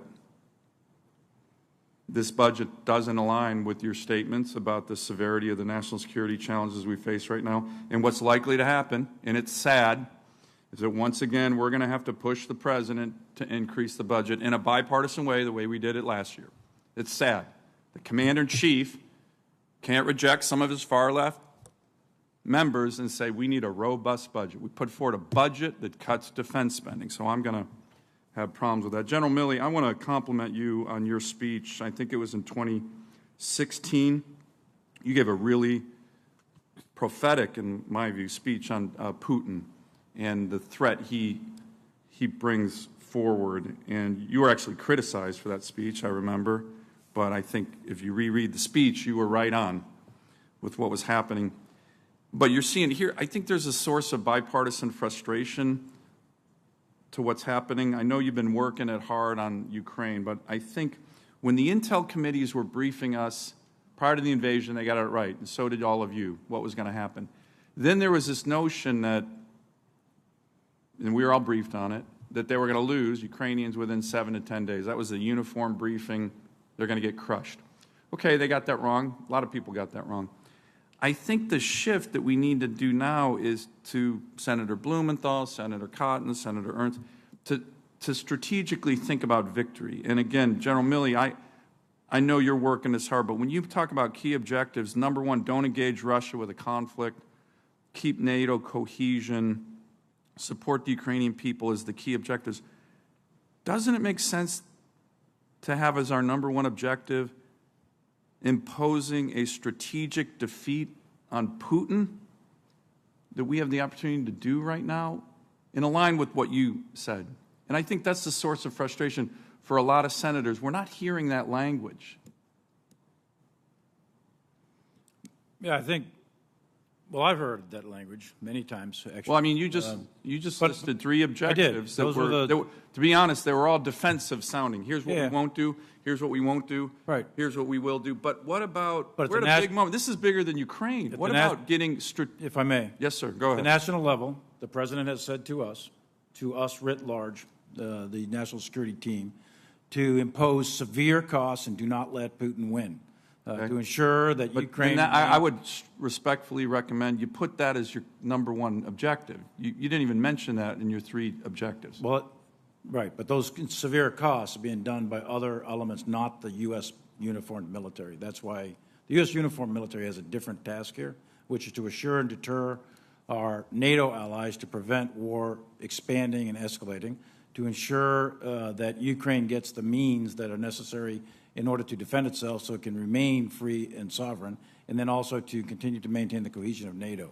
Those are the uniform military tasks. What I'm talking about are broader than just the uniform. I have one question, Mr. Chairman, that'll be quick, just one final one. There are press reports that the JCPOA consideration, one of the big red line debates right now, is for us to agree, us, the United States, to delist the IRGC as an organization that sponsors terrorism.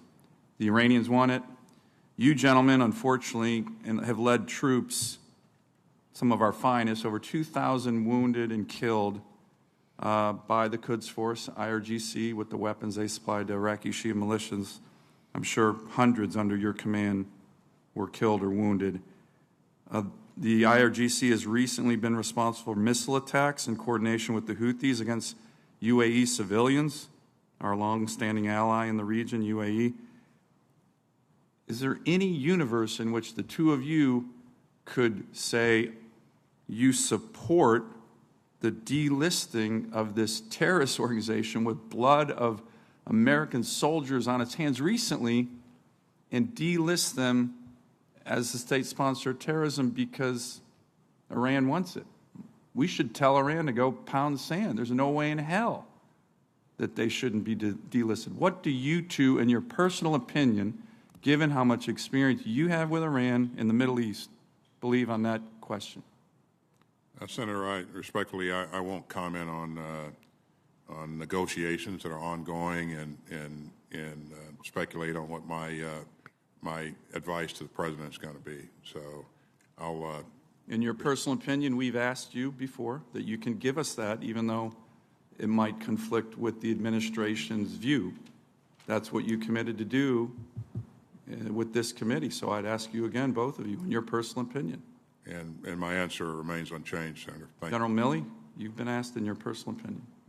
Yeah, Senator, just for clarity, political appointees are different than me. I have to sign a document that requires me to give you... You're right, and I'm sorry, Mr. Secretary, I didn't mean you. I meant General Milley. So in my personal opinion, I believe the IRGC Quds Force to be a terrorist organization, and I do not support them being delisted from the foreign terrorist organization. Thank you for your honesty. Thank you, Senator Sullivan. Thank you very much. Senator King, please.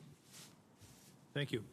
A series of fairly detailed questions. Mr. McCord, you haven't had much fun this morning, so I want to try to get you into this discussion. The Ukrainian aid that we've supplied thus far and we're planning to supply and will undoubtedly supply more in the future, where does that fit into the defense budget? We don't have OCO anymore. Is this coming out of the current defense budget? Are they extra budgetary appropriations? Senator, the aid that the Secretary has been talking about this morning, the javelins, the stingers, the body armor, all those things have come out of the funding that was provided in the supplemental attached to the omnibus funding bill that was enacted 3 or 4 weeks ago. And there's going to be replenishment as well. We're going to have to replenish stocks that we're supplying and also replenishment to some of our NATO allies. Will that come out of the future defense budget? This isn't an argumentative question. I'm legitimately curious. No, you're correct, Senator. The funding to replenish, part of that supplemental, $3.5 billion of that supplemental was funds to replenish the drawdown materials provided to Ukraine. The first tranche of that was notified to the committee, I believe, last Friday, that $1.5 billion of those funds will start flowing. But it is not part of a normal defense budget build to exercise drawdown authority at this level. So were it to continue, that might be something we need to look at going forward. Two other questions. I think you testified you wrestled with inflation as you were preparing the budget. I think you said that the general CPI rate of inflation doesn't necessarily apply to the things that you buy. Is that correct? So it's not accurate to say if we have 7% inflation, the military budget doesn't have 7% increase, then it's a cut. Please explain the inflation as it applies to the military budget. That's correct. About 60 to 65% of our budget is buying goods and services from our industrial base, and about 25-30% then goes to military pay, and then we have a couple other factors like fuel. We have different inflation rates that apply to each of them, but by and large, a GDP deflator is the most accurate description of what we buy. That went up 4% last year, not 7%. That's the point I was making. Quick other question for you. How are we doing on the audit? That's been something that's been going on as long as I've been on this committee. Are we making progress to getting toward a clean audit? Senator, we're making progress, but the progress is not where it needs to be. The Secretary has been clear with me on that the progress we made last year was not where it needed to be, and there was a couple reasons for that, from the gaps in a transition year to COVID. We've been making some progress that is a little bit below the radar screen, that is not yet translated to the pass-fail grades that are the heart of an audit. We do need to redouble our efforts in the Secretary. Well, I would appreciate it. The prior administration made some progress on that, and I hope that the momentum won't be lost. That this is a responsibility we have to the American people. Secretary Austin, there are several wars going on in the world right now. One is in Ukraine, but one of them is also within the United States, where about, I think, 100,000 people died of overdose deaths last year. That's an attack on our country. My concern is when we had Southcom in here, they have 1% of the ISR resources worldwide, and they don't have adequate resources to interdict those shipments by sea that we know about through our limited ISR. I would hope that you would pay some attention to that, to add your attention to that, and also to think about setting this up in some way that there's somebody in charge. My worry is you've got DEA, you've got the Coast Guard, you've got partners, you've got the CIA, and you've got the Defense Department. Nobody's in charge, and the result is 2 people a day in my state are dying. And I understand we've got to work on the demand side, but it's very frustrating when I have testimony year after year that we're only interdicting 25% of the shipments that we know about. That's inexcusable. Mr. Secretary, I hope you'll recommit to this war. 2 things, Senator. We'll certainly make sure that Southcom commander has what she needs to be effective in these efforts. And I've discussed this with her before, but clearly, the limiting factor is ISR, and we'll work with her to make sure that where possible we get her more capability. Well, let's put it in the budget and buy more. I mean, ISR is a function of how many devices you have, and it seems to me that's an engineering problem, and we should be able to solve that. I'm out of time, but Mr. Secretary, I want to commend you on the significant growth in the R&D budget. I think that's an enormously important area, and frankly, it's an area where we have fallen behind. Hypersonics and directed energy are two areas that are strategic game changers that, frankly, I think our country is behind. And so the additional resources into R&D is absolutely critical. Wars are often turn on the utilization of new technology. The English at the Battle of Agincourt, with 1/3 of the French army, won that battle because of the radical utilization of the longbow. That changed warfare in 1450, and it's technology that's going to win the next war. And so, I want to commend you for the commitment to R&D and stand fast on that. I don't think there's a more important expenditure in the budget.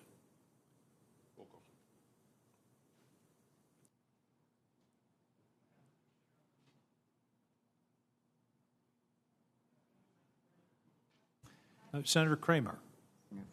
Okay. Thank you, Senator. Thank you both for being here and for your service. Mr. Secretary, last month your deputy said that the department, as directed by President Biden, aims to reach net zero greenhouse gas emissions by 2050. Then she mentioned the danger posed by China, illegal Russian aggression in Europe, persistent threats from Iran, North Korea, and other state actors. You both and others that work with and under you consistently and appropriately reference the importance of modernization, lethality, readiness, obviously. My question is, do you think China, Russia, Iran, or North Korea are going to be slowed in their military development by climate change concerns? I don't believe so, and I don't believe we will either, Senator. Do you know if they have plans to reach net zero, any of them? Senator, I've asked you for $773 billion to support the capabilities that we think we need, and I certainly appreciate what you've done for us in the past. But I think there's also things that we can and should be doing to address the climate issue as well. It affects our installations. It causes problems that cause mass migration and other things in the areas that we operate in. Our forces are committed to fighting wildfires and helping in the aftermath of severe storms on an increasing basis. So I don't think this is a thing that we can discount, and I think that the Defense Department has to do its part. Appreciate that, and frankly, I hope that we can give you a lot more than you've asked for, actually, to do those things, Mr. Secretary. But as you're talking, I'm imagining the calculation that would measure the negative impact of say, our failure to deter the Russian invasion of Ukraine. In other words, I appreciate that you have this concern, but I also hope we can keep the main thing, because just like more energy development in the United States and providing that energy to our allies actually brings down greenhouse gas emissions, I think deterring the same polluters that have benefited from a lower standard than ours would also do the same. And so we want to make sure you have the resources to do exactly what you need to do to accomplish all those good goals. General Milley, maybe I could just ask you. I know you don't mention it much. In fact, you didn't at all. The Secretary mentioned climate change 5 times in his written opening comments. It's referenced in the National Defense Strategy, sort of highlighted. We'll see if it's in the National Military Strategy when you provide that. But do you think climate change is a military objective the Department should be focused on tackling? It's a departmental objective. For the military, though, for the uniformed military, it is a condition under which we will operate, and it's something that we have to take into consideration in the conduct of our operations, for sure, because, if you look at Lake Chad as just one example, you look at a picture of 1950 and look at Lake Chad and look at it today, well, the reason that there's a lot of instability in that particular region is because there's no water and there's a lot of resource struggles going on. So climate change has an impact on military operations, to be sure, and it's going to be a predictor for where likely instability will occur in the future. So it's a condition under which we operate as opposed to something that we can fix. Thank you. Mr. Secretary, I want to talk a little bit about the fear of escalation. That's, that we hear that a lot. It seems that, that many times the fear of escalating the situation in Russia depends on us and a lot less on Vladimir Putin. I just think we've made too many, my personal view is we've made too many decisions based on how we think Vladimir Putin would respond to this situation. Things like limiting the kind of help we would provide Ukraine, how quickly we'd provide that help, postponing and then canceling a Minuteman test that was scheduled, Minuteman III test, and not facilitating the transfer of MiGs. Just a few of the examples. Do you have any evidence that Vladimir Putin has ever worried that his massacre of women and children, civilians, would be escalatory? I don't know what's in the mind of Vladimir Putin, and a lot of other people don't either, Senator. You use the word fear and Putin in the same sentence, and I just want to point out that it's my job, one of my key responsibilities, to manage escalation and make sure that we don't find ourselves in a nuclear contest if that's avoidable. And again, there's nothing about Mr. Putin that we fear, and you see the evidence of the kinds of things that we've done in rapidly deploying combat power to Europe and the eastern flank, and what we have done and continue to do to provide assistance to Ukraine. And, not a military issue, but the sanctions that we've imposed on Mr. Putin are going to have a significant impact on his economy for years to come. Thank you, Senator Kramer. Senator Rosen, please. Oh, there it is. Thank you, Chairman Reed, Ranking Member Inhofe, and thank you all for your service and for being here again. We appreciate how accessible you are to this committee and others. General Milley, last month I traveled to Poland and Germany as part of a bipartisan CODEL led by Senator Ernst, several other members of this committee on the CODEL. We had the privilege of meeting the U.S. forces, receiving briefings from commanders on the situation in Ukraine, seeing firsthand the security assistance and training NATO's providing the Ukrainians. And this trip and the horrific is too light of a word, I guess, to use, but the horrific images of the Russian war crimes we've seen since, it really underscores for me that we can and we must do more to support Ukraine defeat Vladimir Putin and defeat what he's doing. So President Zelensky continues to ask for greater American support to close the skies, allow Ukraine to defend itself. I do understand the arguments as to why the MiG-29 specifically might not make sense for Ukrainians' defensive battle, but is there another aircraft they could fly that could be impactful, something else that could provide close support? And I understand we're not in the classified setting. Are there other forms of lethal assistance you could talk about here that might help Ukrainians defend themselves against this brutality? The most effective is that which we have been providing, which is air defense systems. So the Russian Air Force has not, even today, established air superiority, let alone air supremacy, which is one of the reasons why they're having great difficulty on the ground. So the air superiority mission has not been achieved. Why is that? It's because of the survival of the air defense systems, both the man pads that we've been providing, Stingers and the like from other NATO countries, plus the longer range SAMs that have been provided and that they already had. So that system has denied the airspace, effective use of the airspace to the Russian military. Now, that's not to say Russian air is not getting through. They are on occasion. But for the most part, they're not being very effective, the Russian Air Force. And that's the reason. It's because of the air defense. So the best method right now, and the Ukrainians, I talk to my Ukrainian counterpart every couple of days, they are very, very thankful, extraordinarily thankful, on the 60,000 anti-tank weapons, which is the second system that is really effective, and the about 25,000 anti-aircraft weapon systems that have been sent by the United States and our allies and partners. So those are the two weapon systems that have proven most effective, and the one for the air in particular, the best way to deny the Russians, the airspace is through the air defense systems, and that's what they're using. Well, given the having losses that Russians have been the Russian military suffered in the Ukraine. We know they're repositioning. Like you said, we're doing a good job. We're getting them the lethal support that they need.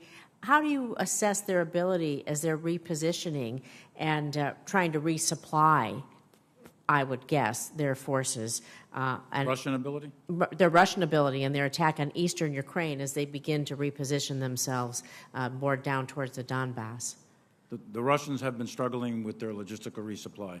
Fuel, ammunition, food, also medevac, et cetera.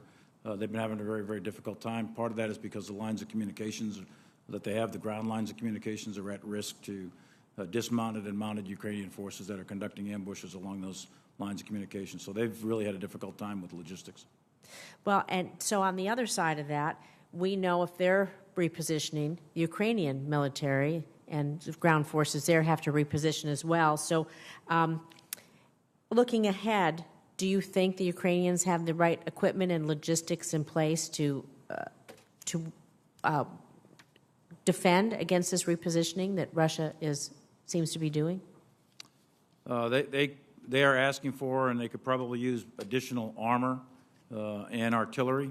And we are looking around through allies and partners to get those type of weapon systems that require no training. Of course, we have armor and artillery, but it's not the kind that they have used before, and we require months of training to get them into a U.S. system.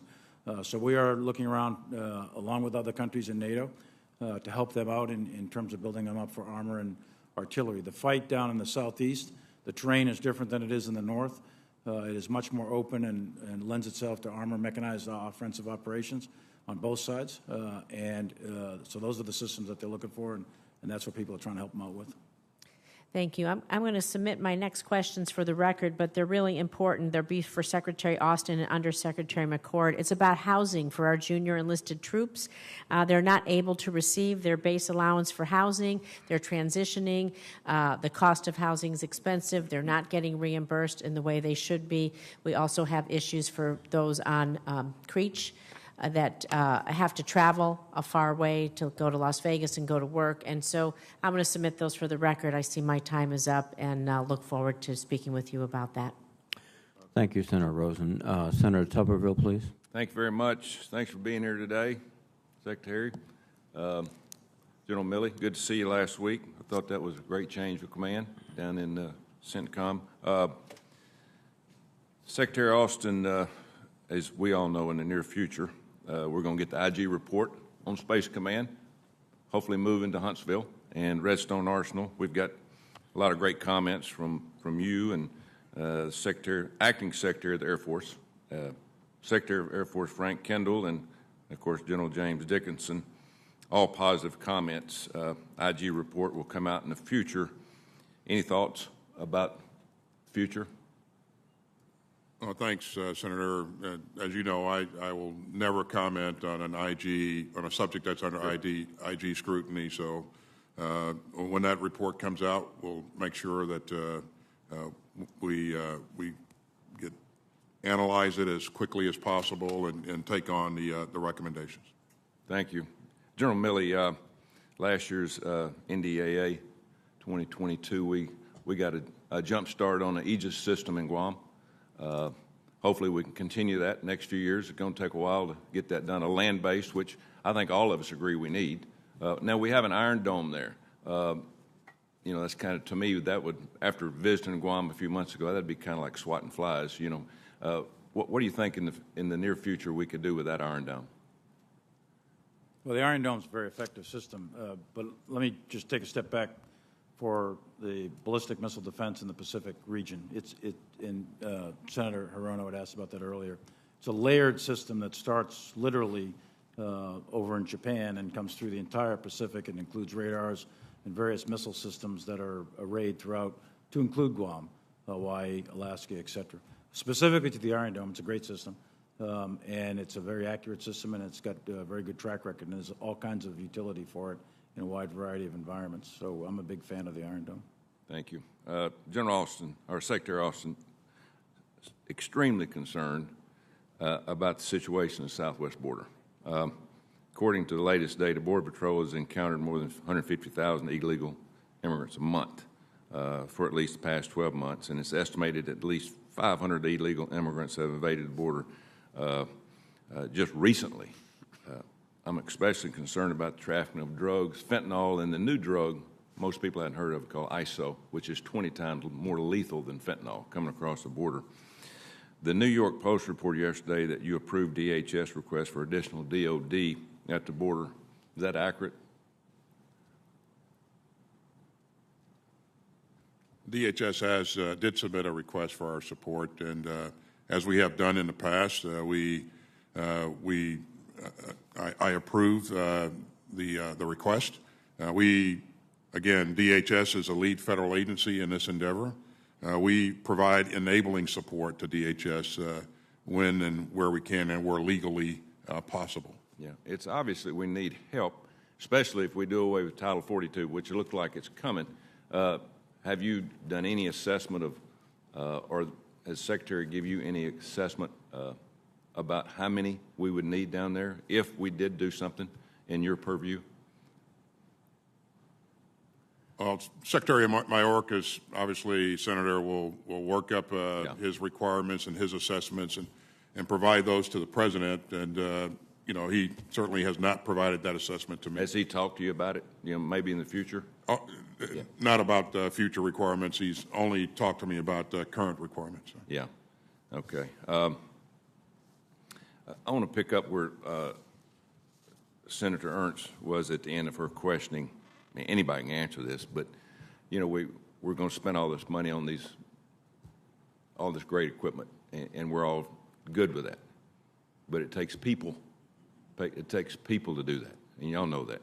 And I would love to see a better recruiting effort of spending some money, and because we're fighting big tech, we're fighting a lot of areas now. Being an all-volunteer Army, I think we got to put a larger foot forward in getting the best and the brightest young men and women in whatever part of our military. And I think it's going to be one of the most important things we do. We can't fight a war or have a deterrent unless people really understand we have got a fighting force that really is sold out on this country and wants to lay their life on the line. And just your thoughts, both of y'all's thoughts on that, real quick.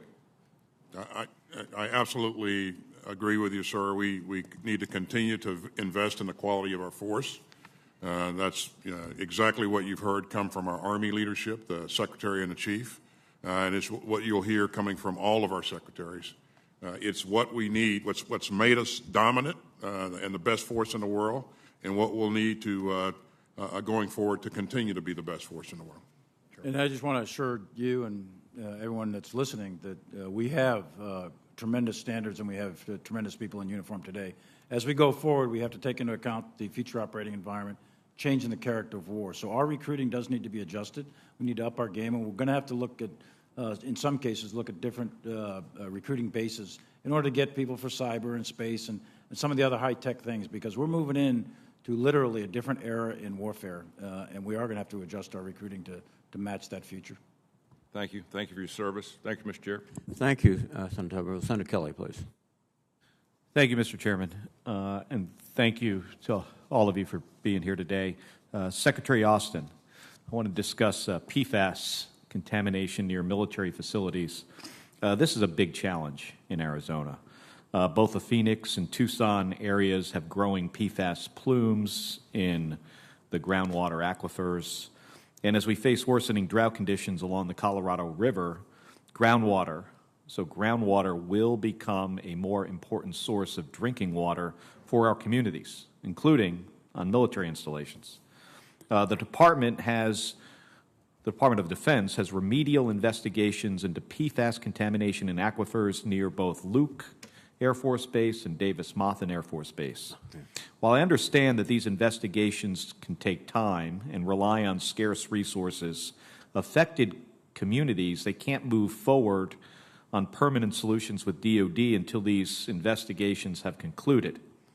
With conditions on the Colorado River degrading rapidly, I mean, we're in a 1,200-year drought, or the worst drought in 1,200 years, and this one we're in has been going on for 20 years. It's significant. And I'm worried that we may need to rely on these groundwater aquifer sources as sources of drinking water instead of getting all of our drinking water off of the river. So, Mr. Secretary, as the Department makes determinations about which remedial investigations to prioritize, how is it accounting for the needs of communities in regions that have a prolonged drought and because of that has a higher likelihood of a future need of using the groundwater? Thanks, Senator. I would just like to emphasize to you that the health and welfare of our troops, our families, and the people in the community are very, very important to me. And certainly we will continue to focus on getting these assessments done and work with the appropriate regulatory agencies to make sure that we're doing the right things and we'll move out as quickly as possible. In terms of where we go, how we go forward, I think what you've raised is an important issue. If you're dependent upon that ground source of water, then that needs to go into the equation there, and in terms of what we address first, and that's what it is. We're going to comply with the regulations, work with the regulatory commissions, but certainly take into account the things that you just raised. Well, thank you. The fiscal year 2022 NDAA requires that DOD produce a schedule. So it would be really appreciated if you would consider the drought situation as that schedule's being developed. Secretary Austin, I also have a question on TRICARE eligibility in our remaining time here. With a 4.6% increase in pay and increases in basic needs and BHS housing allowance that I pushed for, this budget goes a long way to addressing the needs of our service members. And this builds on the work that the Department and Congress did last year in addressing suicide and sexual assault in the military. I commend your attention on these issues. However, I want to address one other disparity in the military when it comes to pay and benefits, and that relates to health care. I'm concerned about the fact that military families don't have the same health care coverage that Americans enjoy. And what I'm getting at is one specific thing. And I introduced some bipartisan legislation on this to bring TRICARE plans in line with private insurance plans. My bill, the Health Care Fairness for Military Families Act would allow the children of service members to stay on their parents' insurance until they're 26. That exists in civilian life, does not exist currently under TRICARE. So, Mr. Secretary, can I get your commitment that you will work with my office and this committee on efforts to bring TRICARE in line with private insurance plans? Yes, Senator, you can. Thank you. And I yield back the remainder of my time. Thank you, Senator Kelly. Senator Hawley, please. Thank you, Mr. Chairman. Thank you, gentlemen, for being here. General Milley, let me start with you, if I could. Following Russia's first invasion of Ukraine back in 2014, Congress stood up the Ukraine Security Assistance Initiative, which I hope has been of some help to the Ukrainians in the lead up to this most recent invasion. I want to ask you about that, what we can draw from that with regard to Taiwan and over in PACOM. If Congress were to enact a similar funding mechanism for Taiwan, do you think that would help strengthen Taiwan's ability to defend itself against a potential invasion by China? I do, yes. And from a military perspective, is it fair to say that strengthening Taiwan's defenses would help bolster deterrence against China, number one, but also reduce the operational risk to American forces who might be called upon to help Taiwan in the event of an invasion?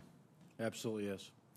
This is, I agree with you, and thank you for those comments. This is why I think it's important to take that action right now and not to wait, get behind the eight ball. I've introduced the Armed Taiwan Act, which would establish the Taiwan Security Assistance Initiative, modeled on what we did in Ukraine those years ago.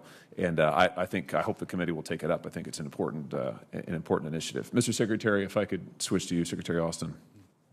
The Assistant Secretary for Defense, Mara Carlin, wrote prior to her confirmation, I'm going to quote her here so I get it right, that deterrence by denial should be prioritized when it comes to China and Taiwan in particular, And she went on, deterrence by cost imposition can complement but shouldn't supplant deterrence by denial when it comes to deterring China. And Assistant Secretary of Defense Eli Ratner has said something similar. He told the committee, with China as the pacing challenge, Taiwan is the pacing scenario, and that's driven by a strategy of denial. Okay, with that set up, here's my question to you. When it comes to the 2022 NDS and the NDS priorities, can you, and I'm aware we're in an unclassified setting here, but can you tell us that we will see in the unclassified summary of the NDS a commitment to deterrence by denial, especially when it comes to China and Taiwan?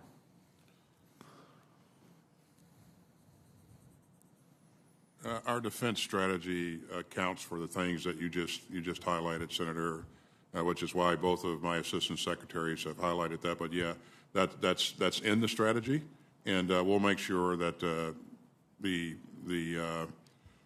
our unclassified version of the strategy appropriately reflects what's in the strategy.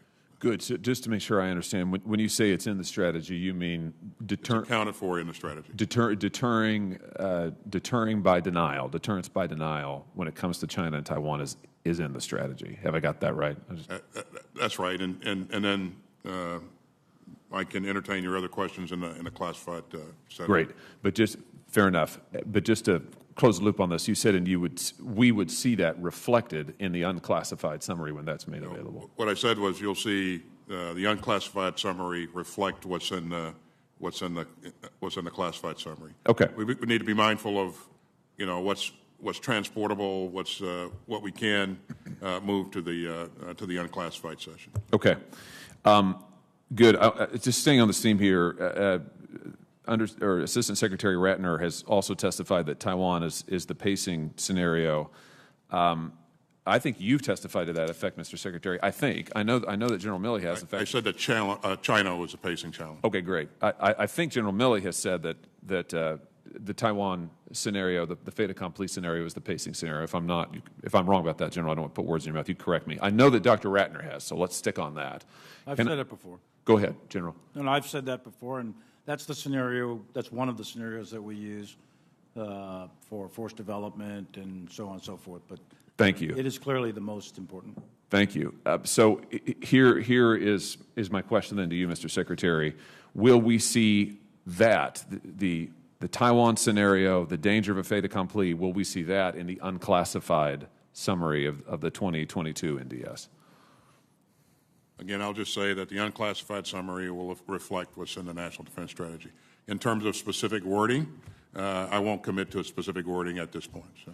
Could I get you to commit to this? Would you echo what General Milley just said, and that I assume your assistant secretaries reflect your views, but that's exactly right. They do. Okay, and so could you tell me in your own words, though, Mr. Secretary? I mean, let me ask you this way. I don't want to put the words in your mouth, so let me ask you: is it your view that the Taiwan fait accompli scenario is the pacing scenario, just as China is the pacing threat? Is that fair to say? It is a pacing scenario, and I would say that our China policy has not changed.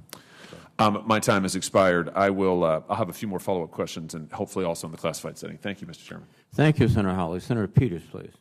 Thank you, Mr. Chairman and gentlemen. Thank you for being here today. I understand that as part of the U.S. deterrence measures up to and after the invasion of Ukraine, there are now 3 U.S. armored brigades forward deployed in Europe. That's the most since early to the 2000s, when the U.S. made a strategic decision to permanently move its heavy armored forces out of Europe and bring them back to the United States. Recently, Army senior leaders have said that the strain on the Army's 11 active duty armored brigades, ABCTs, is at a high point, and noting that the rotational units basically need a 3-to-1 rotation or ratio to avoid excessive operational tempo, and that 11 active ABCTs falls short of a sustainable ratio. I also note that while Congress has consistently provided funding for at least 1 brigade of tanks each funding cycle, only 3 U.S. Army brigades have been fielded, the most modern Abrams tanks, including 1 brigade set in Army pre-position stock in Germany that is now being forward deployed to Poland. So my question for you, Secretary Austin, do you think that we need more armored forces now than we did last year as this budget was being developed, both in terms of those armored brigades forward deployed to Europe and those which we could rotate worldwide? Thanks, Senator. I truly believe that we have what we need currently as we figure out the future footprint in NATO, especially on the eastern flank. If we have additional requirements, then certainly we'll come back and ask for additional resources. I'd remind you that we have over 100,000 troops in either stationed in Europe or deployed to Europe or operating in Europe's waters. And so we have a robust capability there now. We were able to do what we did recently, as you heard me say, Senator, because of what you did earlier to provide us with the resources in EDI. You saw that Armored Brigade Combat Team deploy rapidly from Fort Stewart, fall in on pre-positioned equipment, and then rapidly move to Germany. And again, that was all possible because of EDI. We've been able to train heel to toe along the eastern flank because of the resources that you provided us as well. So as we do our analysis going forward, if we need additional resources, I'll work with the Secretary of the Army and the Chief of Staff of the Army and the Chairman and come back and ask for more resources if we need them. Great, thank you. General Milley, do you think the op tempo on the 11 ABCTs that we have will be sustainable all over the long term, given Russia's apparent expansionist goals in Europe? Senator, I think that with 11, the 3-to-1 ratio, you got 3 over there, 3-to-1 get you 9. So you need 9 armored brigades, plus we have 1 rotating back and forth to the peninsula and Korea. So I think it's about right, but I'll go back to General McConville, the Chief of Staff of the Army, to make sure that my analysis is correct, and I'll get you a better answer if there's some sort of stress on the op tempo of the armor force that hasn't been brought up to me yet, specific to this contingency. Now, long haul, that depends on how long the long haul is, and that's not known right now. We're taking a look at that, and we're going to adjust as we go here. Right. Thank you. And General Milley, the recently released National Defense Strategy describes China as, quote, our most consequential strategic competitor and the pacing challenge for the department, end of quote. And certainly the department will have to bring the full might of our joint force to bear in order to compete with this challenge. Now Indo-PACOM is a maritime domain, so certainly the role of the Navy and the Marine Corps is very clear, as well as the Air Force and Space Force will also play a vital role. But I would like your thoughts as chairman of the Joint Chiefs of Staff and a decorated Army officer. I'd like to hear your view as to the role of the Army in the Indo-Pacific. The Army has a very important role in the Indo-Pacific, and just go back to World War II. There was, I think, 15 or 20 divisions, Army and Marine, in the Indo-Pacific. Our largest land wars of the United States have been fought in the Indo-Pacific with Vietnam, Korea, and the World War II Pacific campaigns. So the ground forces have a very significant role. But I would say that in any sort of future conflict, if there was one, hopefully there'll never be one with China, then my estimate is that the maritime forces and the naval forces will be the predominant player. But the military forces that are on the ground, Army Special Forces, Marine forces, and Army ground forces will be really significant, especially in areas like air defense, long-range fires, precision fires, and special operations. In addition to that, the amphibious forces of the Marines will be key. So there is a very important, very significant role for ground forces in the Pacific, but the predominance will likely be maritime or air forces. Great. Thank you, General Milley. Senator Scott, you are recognized for your questions. Thank you, Senator Peters. Thank each of you for being here. Thank you for your hard work. I know this is a very this is a tough time to serve. I mean, this is probably in my lifetime. This is one of the most difficult times to serve with all of our enemies. I share the concerns of the ranking member and many of my colleagues in the Senate that President Biden's budget request does not reflect our current defense needs. After many years of underspending, we recently began to grow the defense budget in line with the threats we face, particularly Communist China. Still, just last year, we had to increase the President's budget by more than $25 billion, and for months now, we've been urging the administration to increase our defense spending so that we can meet our modernization needs, deter and, if needed, defeat our enemies, and overcome the impact of the terrible inflation this administration has caused with reckless spending. So we're living in some of the most difficult times since the Cold War, with Communist China, Russia, Iran, and North Korea flexing their muscles, increasing their hostility to us and our allies. But you wouldn't know it based on this budget request. So to me, it's disappointing that the President didn't request a budget that would do a better job of putting us in a position that we can deter our enemies and make sure we take care of our service members and their needs. I was disappointed the administration wants to decommission 24 ships and weaken our Navy's power and capabilities. I know the administration has said this is enough.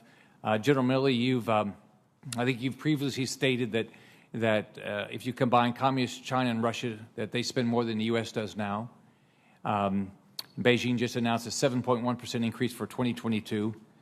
And I think you just testified in the House that this budget assumes an inflation rate of 2.2%. But we all know it's 8% plus right now. All the manufacturers I talked to are saying it's actually more than that. So while inflation could go up and go down, I don't think the budget is clearly enough, and it doesn't seem to me that you think it's enough. So, Joe, how does this happen? You seem to be pretty persuasive. So how does this happen that we end up with a budget that it doesn't stay up with inflation and doesn't do a lot more to deter our enemies, especially Communist China? Well, let me say a couple of things. First, on the inflation piece, I'd ask that Mr. McCord talk about the details of how they did the calculations, et cetera. But I fully support this budget. $773 billion is a lot of money, and it is our duty, those of us in uniform, to make every cent of those dollars count and to deliver for the nation a force that is capable of defending it. And I think, as I said in my opening statement, we can do that on 773. Having said that, there's always elements of risk, and there's always elements to mitigate. But we have to focus on the future. This budget does that. We have to focus on modernization. This budget does that. We put more money in research and development intentionally in this budget than has ever been done in any defense budget. And we have to focus on the pacing threat of China with the acute threat, as we call it, of Russia. Very significant. There are areas of risk. We recognize those areas of risk. But I do think that this budget will allow us to move forward and take the next steps towards protecting the United States. Could I ask each of you, how comfortable are you that this budget is going to do enough to deter Communist China? And why do you think, what in the budget and what are the things that we're doing that you think are going to be the key things that are going to deter Communist China from trying to expand? First, I guess, would be into Taiwan. You want to start, General Austin? Or Secretary Austin? Thanks, Senator. I think when we look at the challenge of China, we consider China to be a now and forever problem in terms of a challenge. And so we want to invest in those things that help keep us ready, capable, and dominant today, but also recognizing that the challenge of China will evolve over time, investing now in those capabilities that will be relevant down the road as well. So you've seen us invest in technology in this budget. You've seen us invest in space-based capabilities, cyberspace, undersea capabilities. All those things are focused on not only the China set, but it also provides us great capability with respect to the acute threat that we're experiencing right now, and that's Russia. And, Senator, I would just add with respect to deterring China and Taiwan, I think Senator Hawley hit it right on the head. The best defense of Taiwan is done by the Taiwanese. We can certainly help them, as is being done in Ukraine, for example. And I think there's a lot of lessons that are coming out of Ukraine that China has taken very, very seriously. Crossing the Taiwan Straits and conducting an amphibious and/or air assault onto the island of Taiwan and the city of Taipei with the millions upon millions of people in there, the mountainous terrain of Taiwan. Taiwan's a defensible island. We just need to help the Taiwanese to defend it a little bit better. And we can do that. But that is the best deterrent, is to make sure that, deterrent by denial, to make sure that the Chinese know that if they were to attack Taiwan, it's a very, very difficult objective to take. Thank each of you. I know this is a very difficult time. I mean, in my lifetime, I don't think I don't think we've ever had a threat like we have now with what Putin's doing and what Xi says he's going to do. So thank you for what you're doing. Thank you, Senator Scott. And the chairman is still voting, so I get to recognize myself.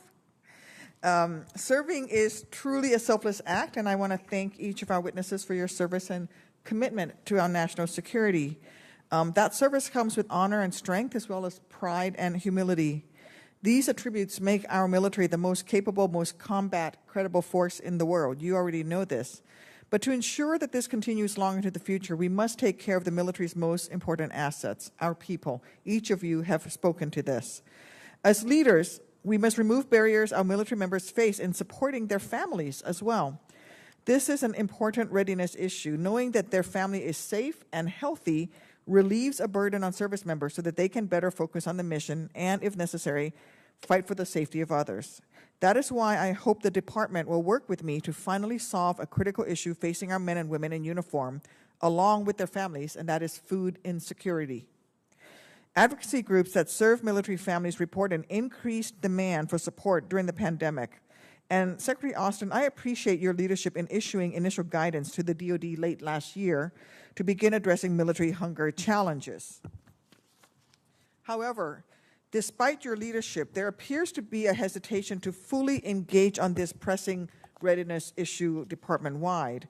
And we're still hearing heartbreaking stories of less senior members of the military struggling to pay their bills, to put good quality food on the table for their families.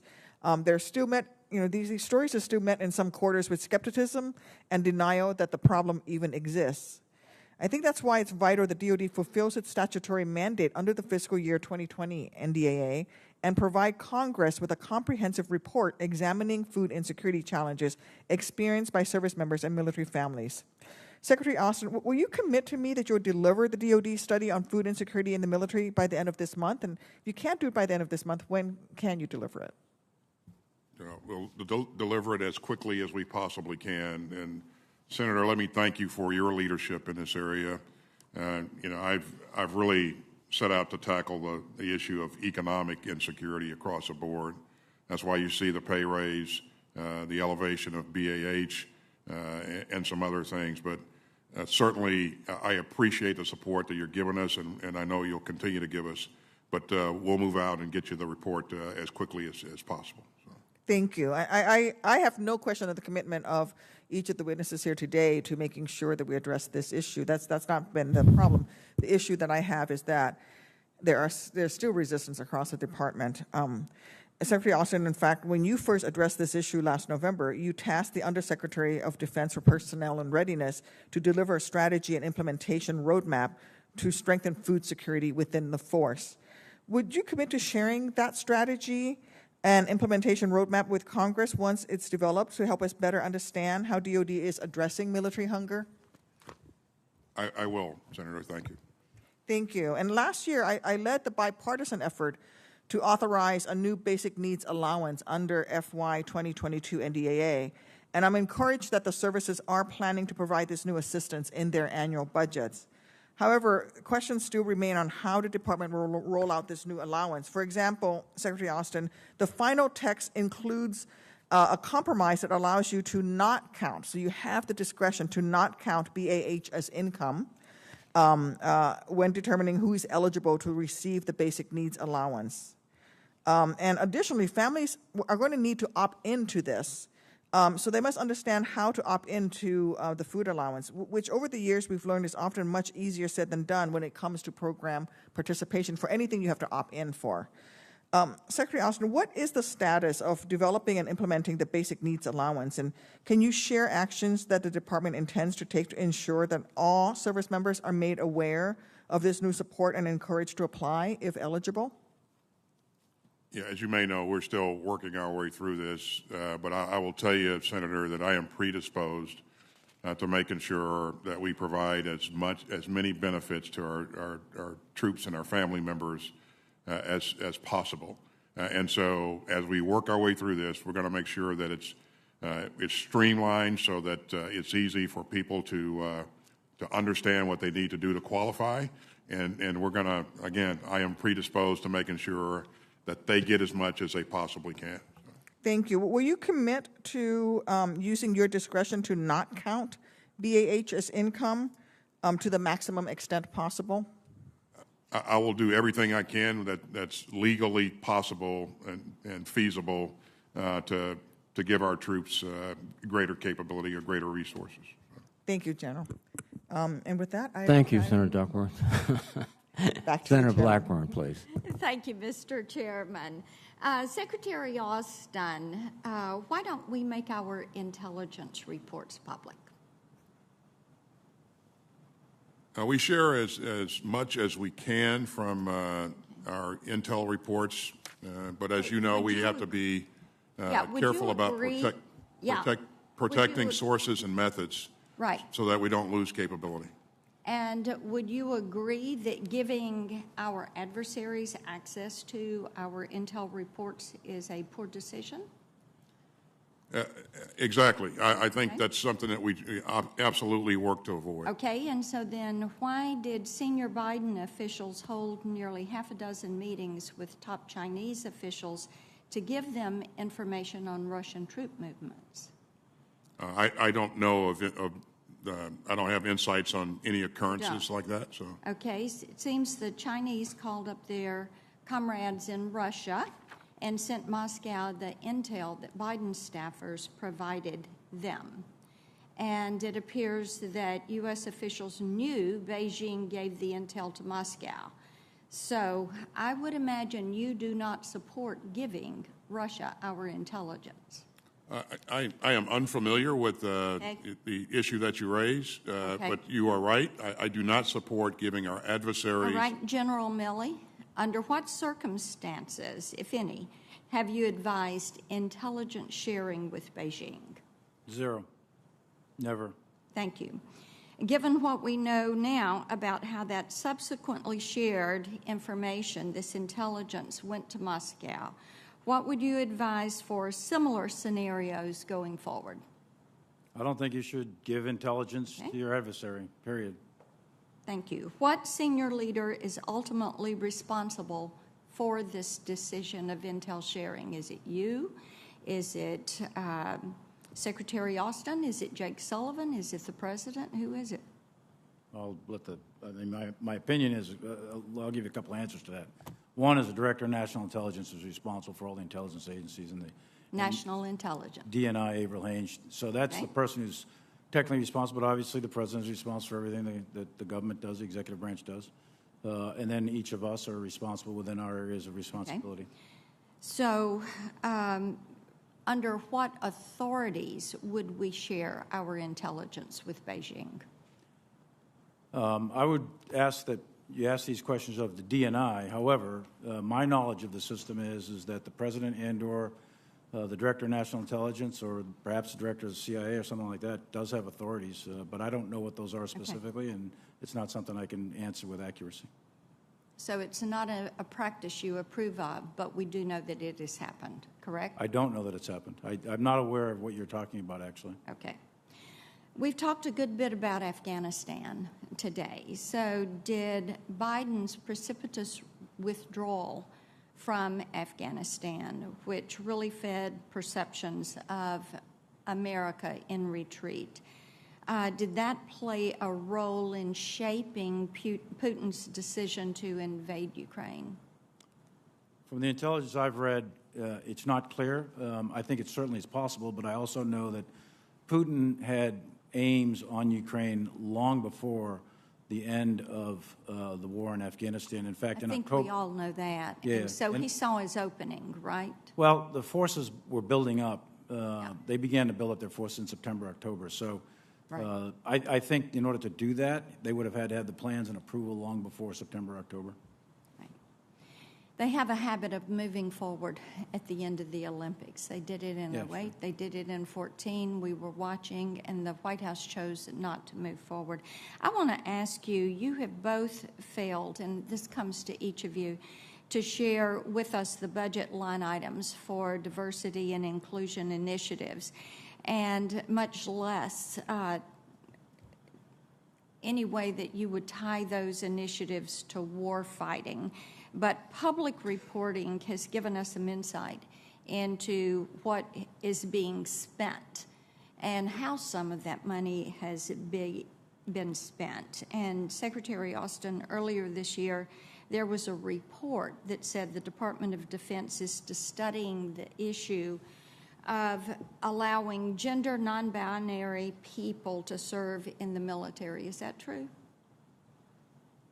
I am supportive of allowing any person that's eligible and can meet the qualifications to serve their country. And who is involved in the study? Are uniformed military personnel involved? I can't speak to at this point who's involved in any of the studies that we have ongoing, just off the top of my head, but I'll certainly take the question for you. And what will the living arrangements be made for non-binary service members? Are you all going to come back to us and ask for an appropriation for housing? Senator, any study that we do, it will certainly be transparent and make it available to you. And what about gender fluid individuals? How will you handle a service member who identifies as male on some days and female on other days, or polygender I won't individuals? I don't care to speculate on what we're going to ask you for, or what we're going to how we're going to qualify people. Again, some of this is in litigation in various states, and I think it's best to take your question for the record. Okay. I have some questions, Mr. Chairman, that I'll submit for the record. But Thank you, Secretary Senator. Austin, I do have some questions on hypersonics. Well, we will be going immediately, Senator Blackburn, into a classified session, and those questions I think could be answered there. Gentlemen, let me thank you for your testimony. We will adjourn the open hearing and reconstitute the committee in SV 217 at 12:30, and we'll at the